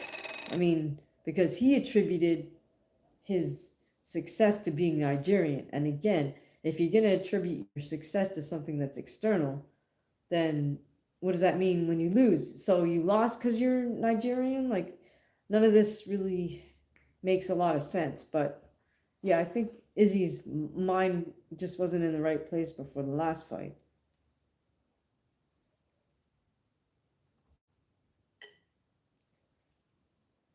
Sean is saying Izzy should retire and call it a day. Um, he probably should, but he probably won't just because most fighters don't want to go out on an L, and you can't blame him, really. All right, so we're about to start. Here we go.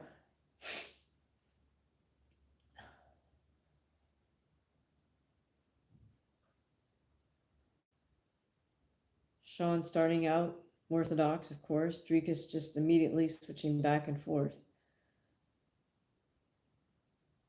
Sean taking those small measured steps, throwing his jab.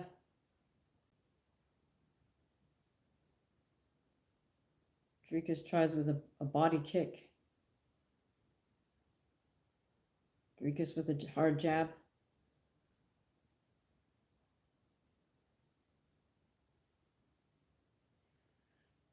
Strickland with the inside leg kick to a jab. Dricus with a teep, it looked like. Both men kind of throwing jabs that cancel out. Strickland throws a hard right.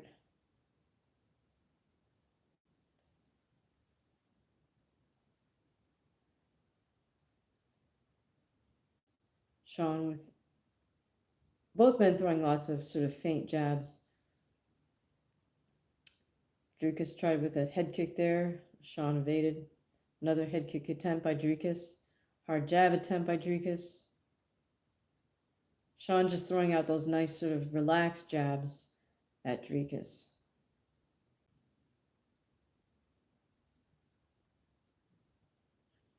And every now and again, Sean will throw a harder jab and a right hand.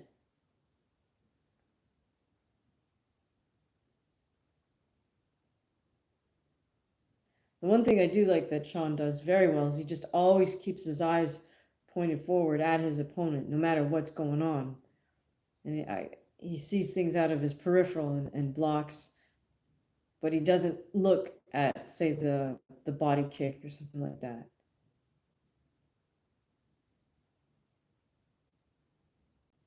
All right, we're 2 minutes in of the 5-minute round.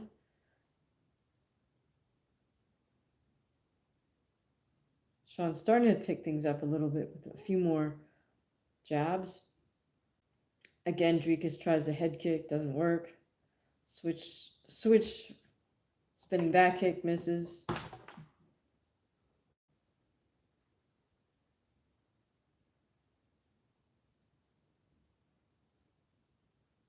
Oh, Sean caught Dricus with a jab there, I think.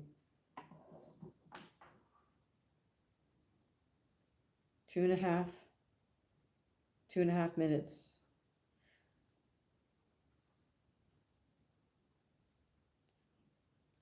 What I like about Sean right now is he's just maintaining that focus and doing his slow march forward.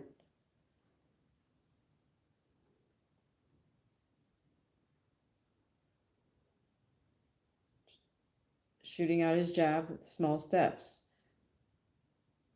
Dricus attempts a teep.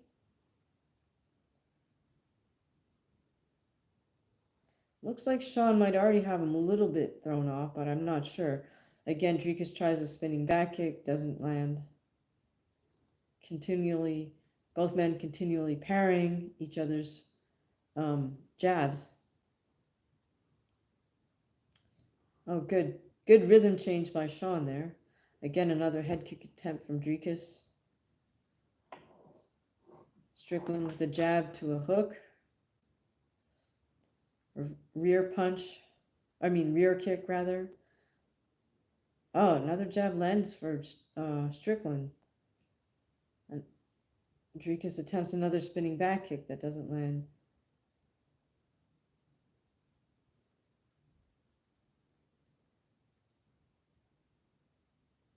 So at the moment when Dricus charges forward, Strickland just moves away to evade everything. With his feet, that is.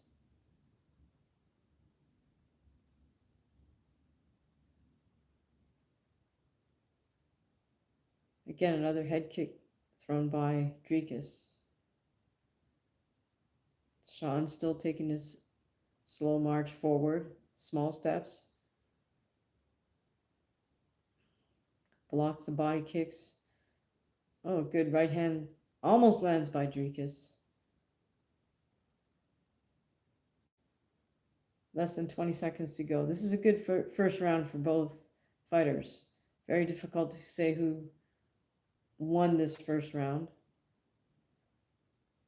Oh, Dricus kind of flurries with this walk-in 1-2s. And that's the round. I think he'd give that round to Strickland, though, because I think he did land a few more harder jabs. Melanie saying DDP looks strong and prepared. Sean says, what's the drink? Which, this one is hibiscus. Does this show up backwards for you guys? I don't know. Berry hibiscus herbal tea. Doesn't have any caffeine. That's why I can drink it at night. Ankit says Dricus 1-0. Not much activity from either one of the guys. I might disagree with you on that one, Ankit, because I think Sean landed a couple more effective jabs that kind of knocked Dricus's head back. Whereas Dricus didn't land any strikes that did that to Sean.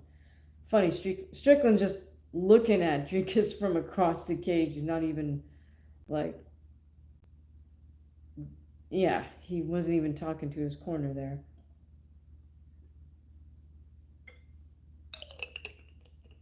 Sean James, I don't know if you have a Smart and Final where you live, but they carry it there, so they'll probably carry it at a lot of grocery stores.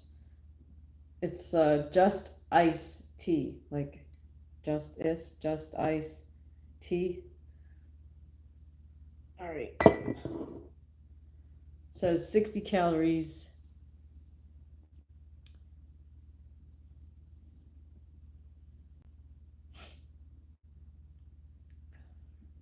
Here we go with round two. Okay, now we're fighting at slightly closer distance. Both men starting to open up a little bit more. Dricus charging forward. Sean moves back. Dricus with a body kick. A lot more volume from Dricus this second round. Sean still maintaining that really good focus and parrying a lot of Dricus's attempts. Another body kick by Dricus. Inside kick by Dricus.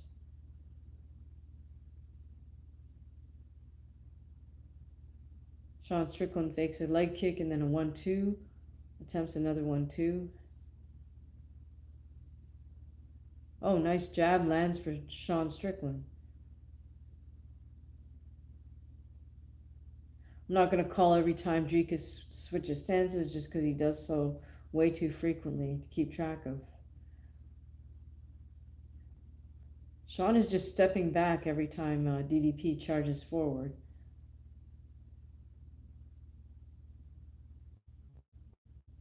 Another head kick attempt by DDP. Calf kick attempt by DDP. Strickland checking his kicks and then just maintains his little slow march forward. Oh, nice counter right hand by Strickland lands. Jab, jab, right, right. Also lands for Strickland.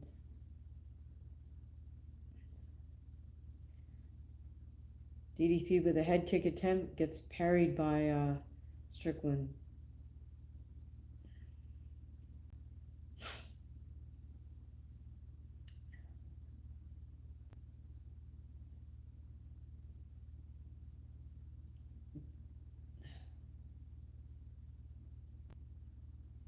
Strickland lands another good 1-2. DDP using the double high guard a little more now.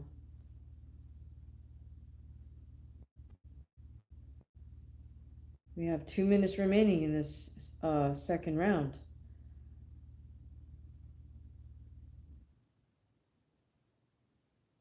Oh, good overhand attempt by Dricus. Another head kick attempt by Dricus.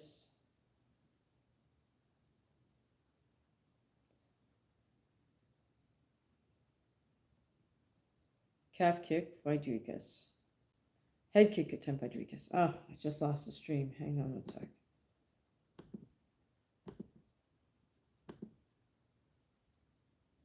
Sorry, guys. Apologize for the delay.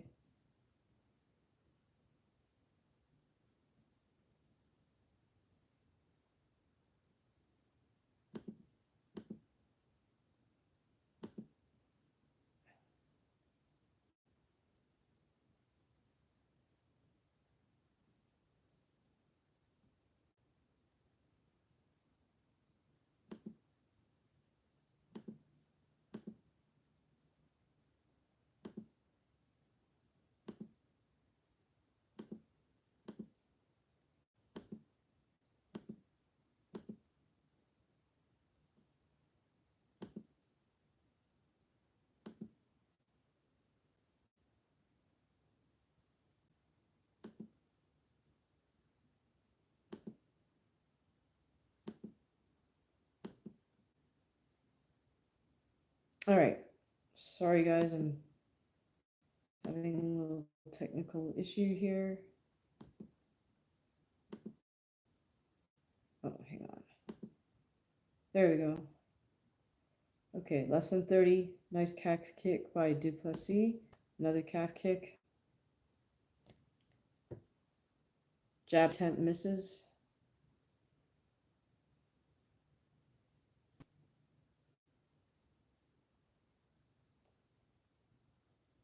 DDP's really throwing some hard shots at this point, and that's the round. Both men a little bit bloody, but just in a minor way. It looks like Strickland's bottom lip is bleeding. Let's see if we can hear what his coach is saying. He doesn't seem to want to sit down on the stool. Sean Strickland doesn't want to sit on the stool, it looks like. So, oops, hang on.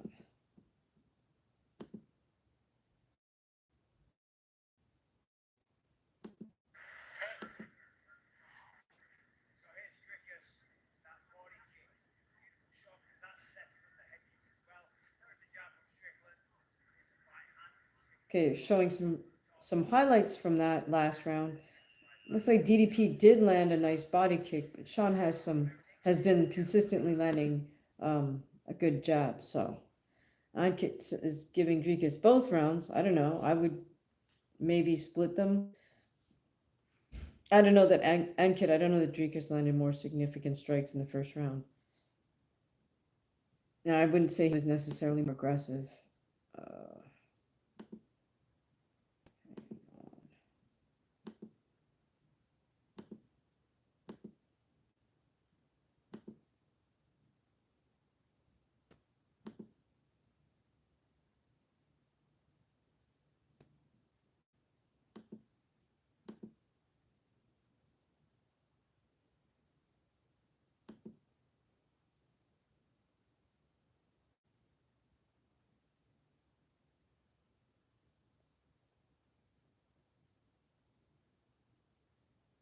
Is Sean doing better than the first? That's a tough one to call.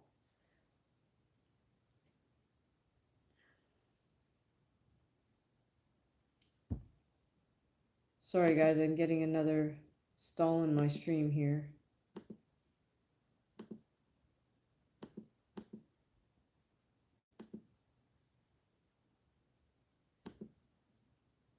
Sean is saying roughly the same, just a little more accurate. Okay, here we go in round 3, about a minute and a half in. Oh, good overhand by Dricus lands. See, this is the problem with this sort of minimalist sort of output approach, and just the body language of that Sean has, where he doesn't look like he's overly busy, but that sort of slow march forward style reminds me a lot of like the Joe Louis style, where there's no wasted motion, but to the untrained eye, you're like, well, what is the guy doing? He's not doing anything, because he's not jumping all over the place, making all sorts of frantic movements. But it's really, conservation of energy. All right, guys, I apologize because again, I have a lag in my stream here.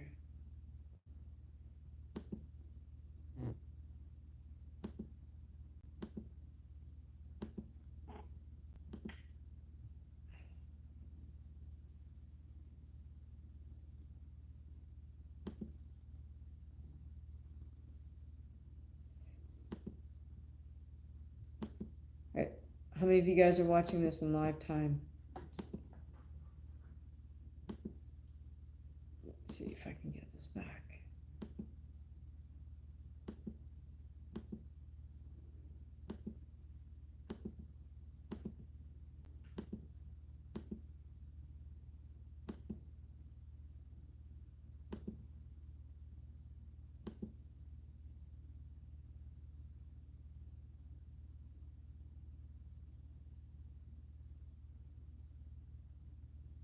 All right, still buffering.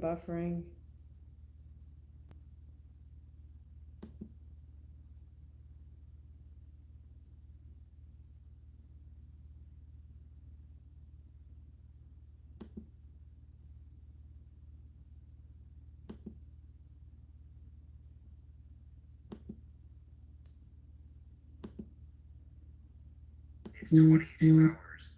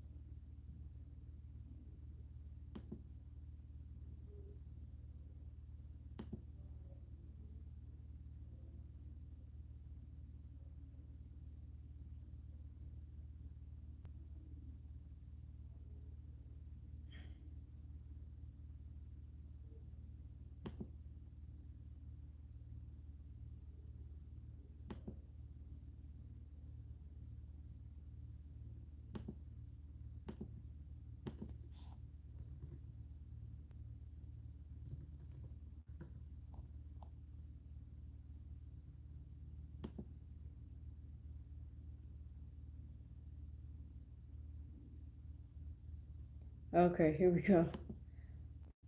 Sorry for the delay. Looks like we had a brief scramble there. I'm not sure if it was brief, but we had a scramble on the ground, and that is the round.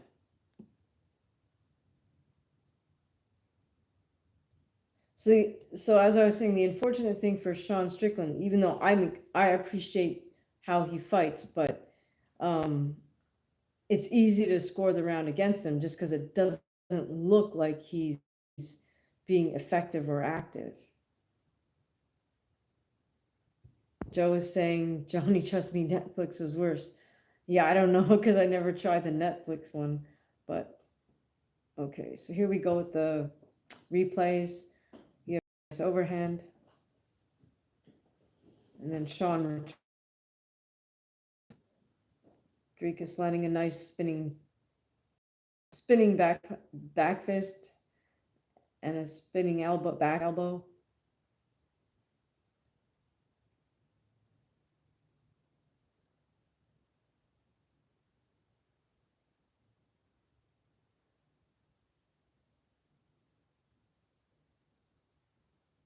Okay, so here we go with the fourth round.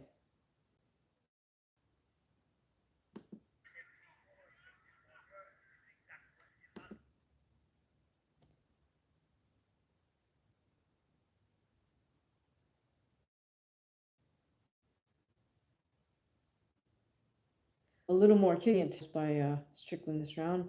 Lands a nice jab.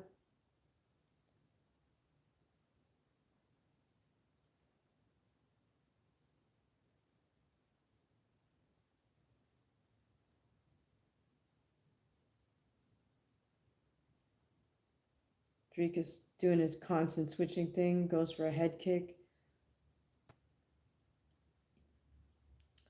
Dricus with that double high guard, front kick.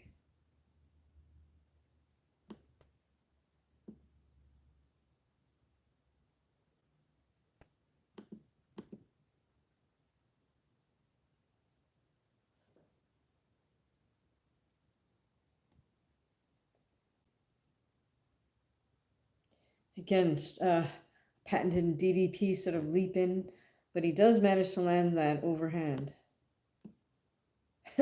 he's running he's running at Strickland and throwing punches. Strickland grabbing his nose. I don't know if that means yeah.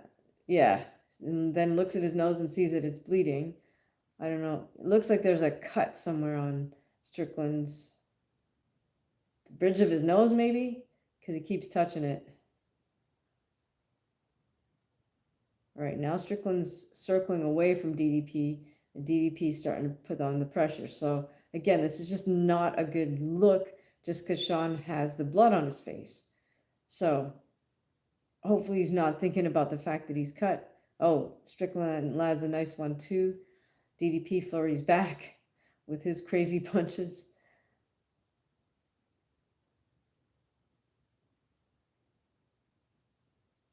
Oh, DDP's really bringing the pressure now. Just throwing kind of wide punches. But he's got Sean on the retreat. So it looks like he's winning. All right, men fall into clinch momentarily, then they fall back out. Both, well, I have to say, DDP does look a little bit tired. Tries for a calf kick. I wonder if he's gassing out here, Mr. DDP, because he's got his hands really low. Then he just puts it up to a shell guard. But Strickland, if he wants to win this fight, he's got to pick up the pace a little bit. Nice 1-2 by Strickland. Nice jab by Strickland.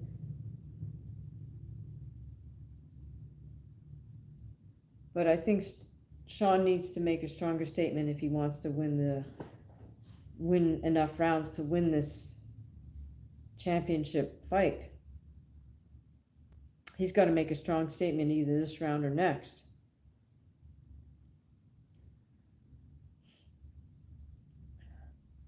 Both men kind of level changing for no reason there. Teep by Sean Strickland. Oh, DDP lands a hard reverse punch.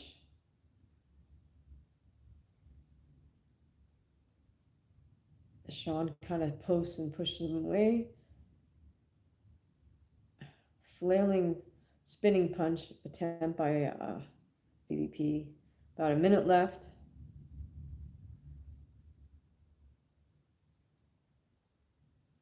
Johnny, we're in round 4. We got a minute left in round 4.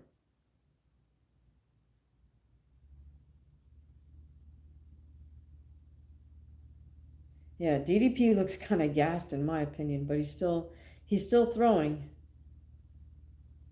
I mean, he was never Mr. Finesse, so it doesn't really matter. Sean's really wearing blood from his nose down now, though. So hopefully that doesn't get to him mentally. At least he can't say that the blood's making it so he can't see, because it's not running into his eyes. But I feel like Sean needs to pick up the aggression if he wants to take either this round or the next round. Oh, Hail Mary overhand right from Sean Strickland. Oh, nice jab by Sean Strickland. And that's the round. He's shaking his head because he knows he's just leaking blood all over the place. So if he lets this get to him, then he's done. Because the UFC cut man's not going to close this cut. Yeah, it looks like it's a cut on the bridge of the nose. Yep, cut on the bridge of the nose. So they need to use traditional cut medicines, which are adrenaline, Avitine, and thrombin. I'm not sure if those are the same things they use in the emergency room, but those are like medical grade substances that cut men are allowed to have in the corner. In my opinion, it doesn't look like these guys use any of that stuff. They just got a Q-tip. So, okay. Ankit is saying Dricus has up 4 rounds to none.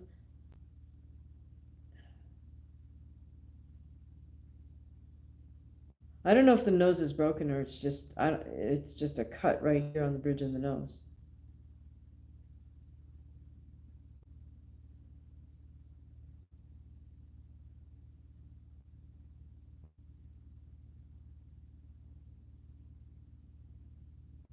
Again, I mean, I'm biased. I like the way Sean fights better than the way Dricus fights. I would not ever tell an aspiring fighter to try to emulate DDP's so-called style. I mean, I think nonsensical switching back and forth is just nonsensical. But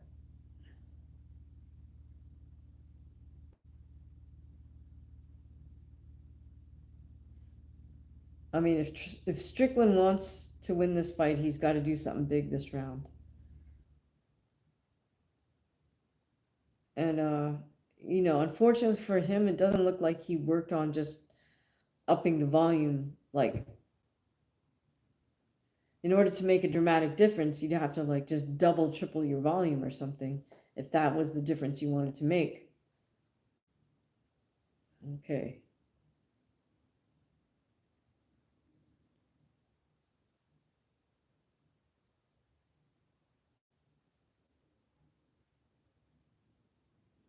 And maybe Strickland would work in some body shots that might, change the game up a little bit, but he's got to do something a little different. Okay, there, he came in with a hard one too, which was effective.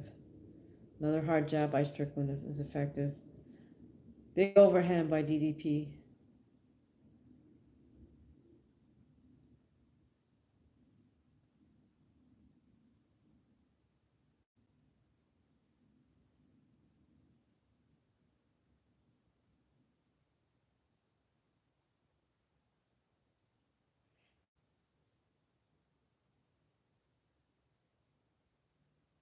Calf kick attempt by DDP to an overhand, a 1-2 big overhand. All right, there's about 3 minutes left for Sean to make a big statement here. Yeah, Sean, I would tend to agree with you. Sean James, I would tend to agree with you. Sean Strickland needs to bite the dirt and leave it all in the cage. For sure. He's got to, at the halfway mark here, the final round, he really does need to just pick it up and go for it. Because he's definitely not getting the decision here. And DDP looks gassed, but he throws sort of wonky punches anyway, so gassed or not gassed, it doesn't really matter. There's not a whole heck of a lot of, finesse behind what DDP does. Okay, hard jab by DDP. Sean keeps touching his nose and circling away. But he needs to just let his hand go. He can't throw single jabs like that. He's got to throw double, triple jabs and follow up. Interesting that we chose to just leave this all, or that DDP didn't bother trying to take Sean Strickland down. Okay, we got a minute and a half left. I'm going to say DDP takes the decision here, but not a pretty fight, really. But, I mean, not that that matters. Nobody gets points for, it's not gymnastics, right? You don't get points for sticking a landing or anything. So, here we go. More of the same, 1 minute left. Unfortunately for Sean Strickland, he wasn't able to devise a game plan that would just improve his odds of eking out a decision versus DDP. Sometimes when fighters are in denial, like, oh, I won the fight, the judges just got it wrong, they don't embrace the fact that they need to change something. That's why I really respected Tyson Fury after that first fight versus Deontay Wilder. Was a draw, was labeled a draw. Many people felt Tyson won, but both men walked away thinking they did win and the judges got it wrong. What did Deontay do? He said, well, I think I won, so I'm not changing a darn thing. What did Tyson do? He said, I think I won. Clearly the judges aren't going to give it to me, so I need to go in the opposite direction, which was to step forward to Deontay, put Deontay on his back foot, which is exactly what he did the second fight. Why try to outbox this puncher? Just step to him. Okay, and there it is. That's the round. Strickland's face is just blood from that cut on his nose. I don't know that Dricus won every round, but maybe he did. But either way, it doesn't really matter. I think Dricus clearly won that one. What do you guys think? I think it's pretty obvious, right?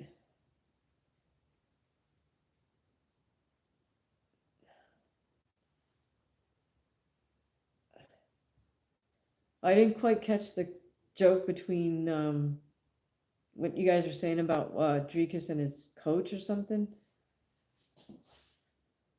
Not that it matters, but if you care to enlighten me on that joke, let me know.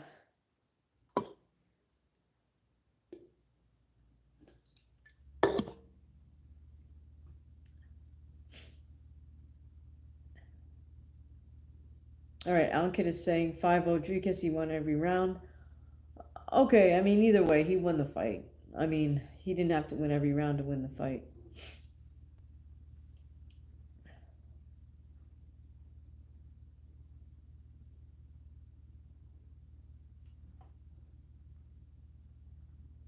yeah, I mean, I feel badly that Sean Strickland and his corner didn't figure out how he could pick the pace up, um, in order to, make a difference between the rematch and the original fight.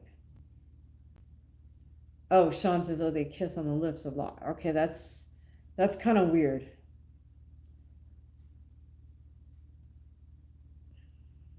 How does his fiance feel about that? All right, so Sean's giving it up for Dricus, and still, so yeah, as we said before the co-main and the main, I had a double and stills, so um, yeah, Dricus didn't get the sub as somebody had thought he might. All right, do we want to hear what DC has to say? Sean James is saying Sean Strickland is done. Maybe he should box. That's funny. The thing is, though, he doesn't use enough volume to uh for a boxing fight either. You know, but Sino7 says card was lackluster overall, in my opinion. Yeah, I mean they really tried to hype it up, but I knew this. Like I'm not a big DDP fan, so I wasn't really like super hyped for this main event. I am a Weili fan, so I thought that could be interesting, but quite honestly, didn't know much about Tatiana. But at this point, it doesn't look like there's really anybody that can really threaten Zhang Weili. So let's hear. Oh, whoops. Let me turn DC on just for the heck of it.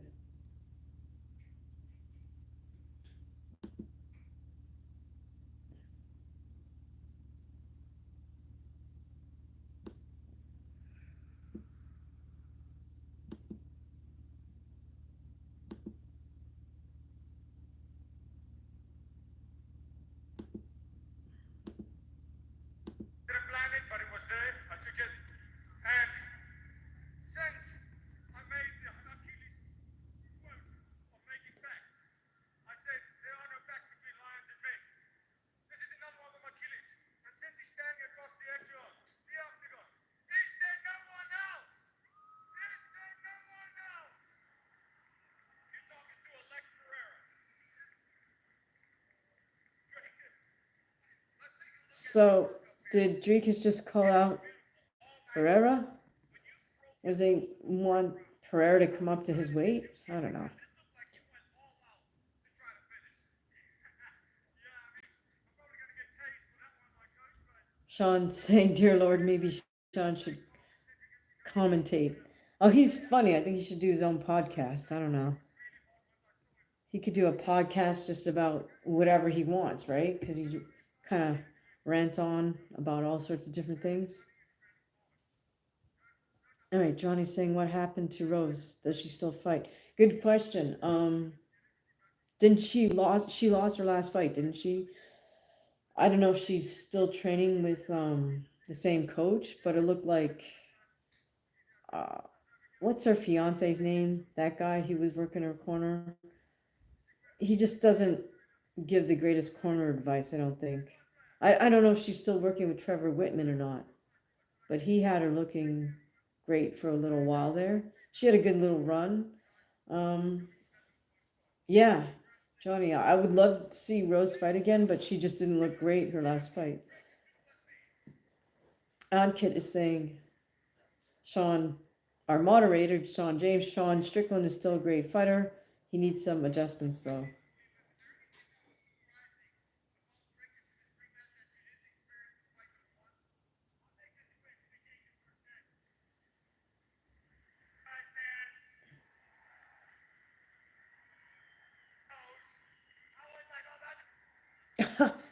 I'm not sure how they figure out they're going to bleep Strickland in live time.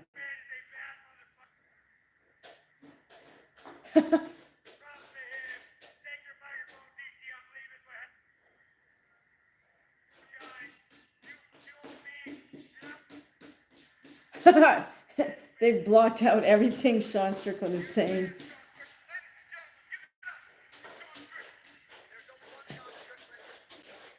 That's hilarious. Okay. Johnny Ringo is saying Rose has great skills. I didn't see her last one. Yeah, she has great skills. I just feel like she's slipped if she's no longer working with Trevor Whitman. I don't think her fiance is the greatest trainer. I mean, he's got great kicks, but I don't know. You guys tell me what you think of Rose's fiance as a coach. He was a formidable fighter, but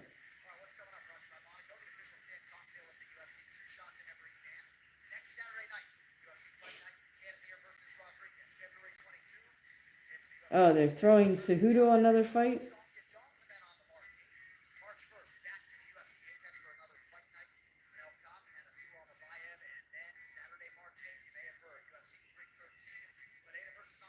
Right. So Alex Pereira is fighting Ankalaev on March 8th.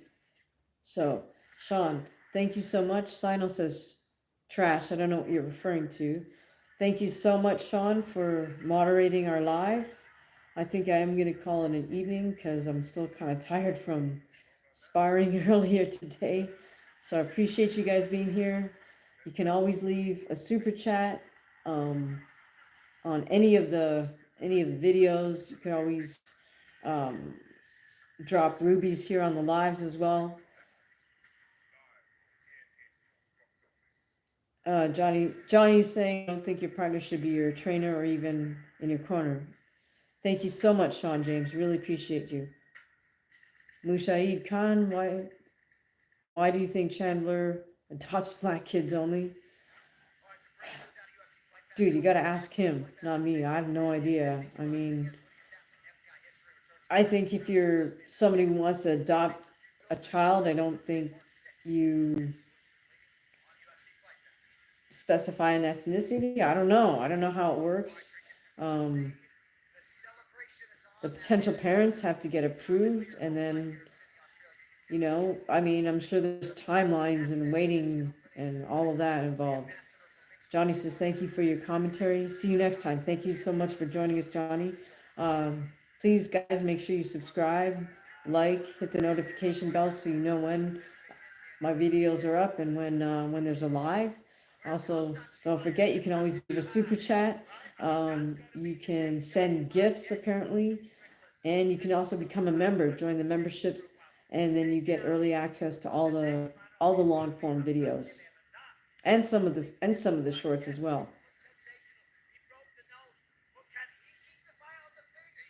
Chandler said we made Hap pray for a brother with skin like his. Okay, I don't know. I'm not really into Chandler, but okay, see you next time, man. Really appreciate you being here. All right, guys, I'm gonna call it an evening, so thank you so much. Again, please do subscribe, like, check out some of the videos, check out some of my pre-fight, post-fight breakdowns, and I'll see you the next time. Thank you so much.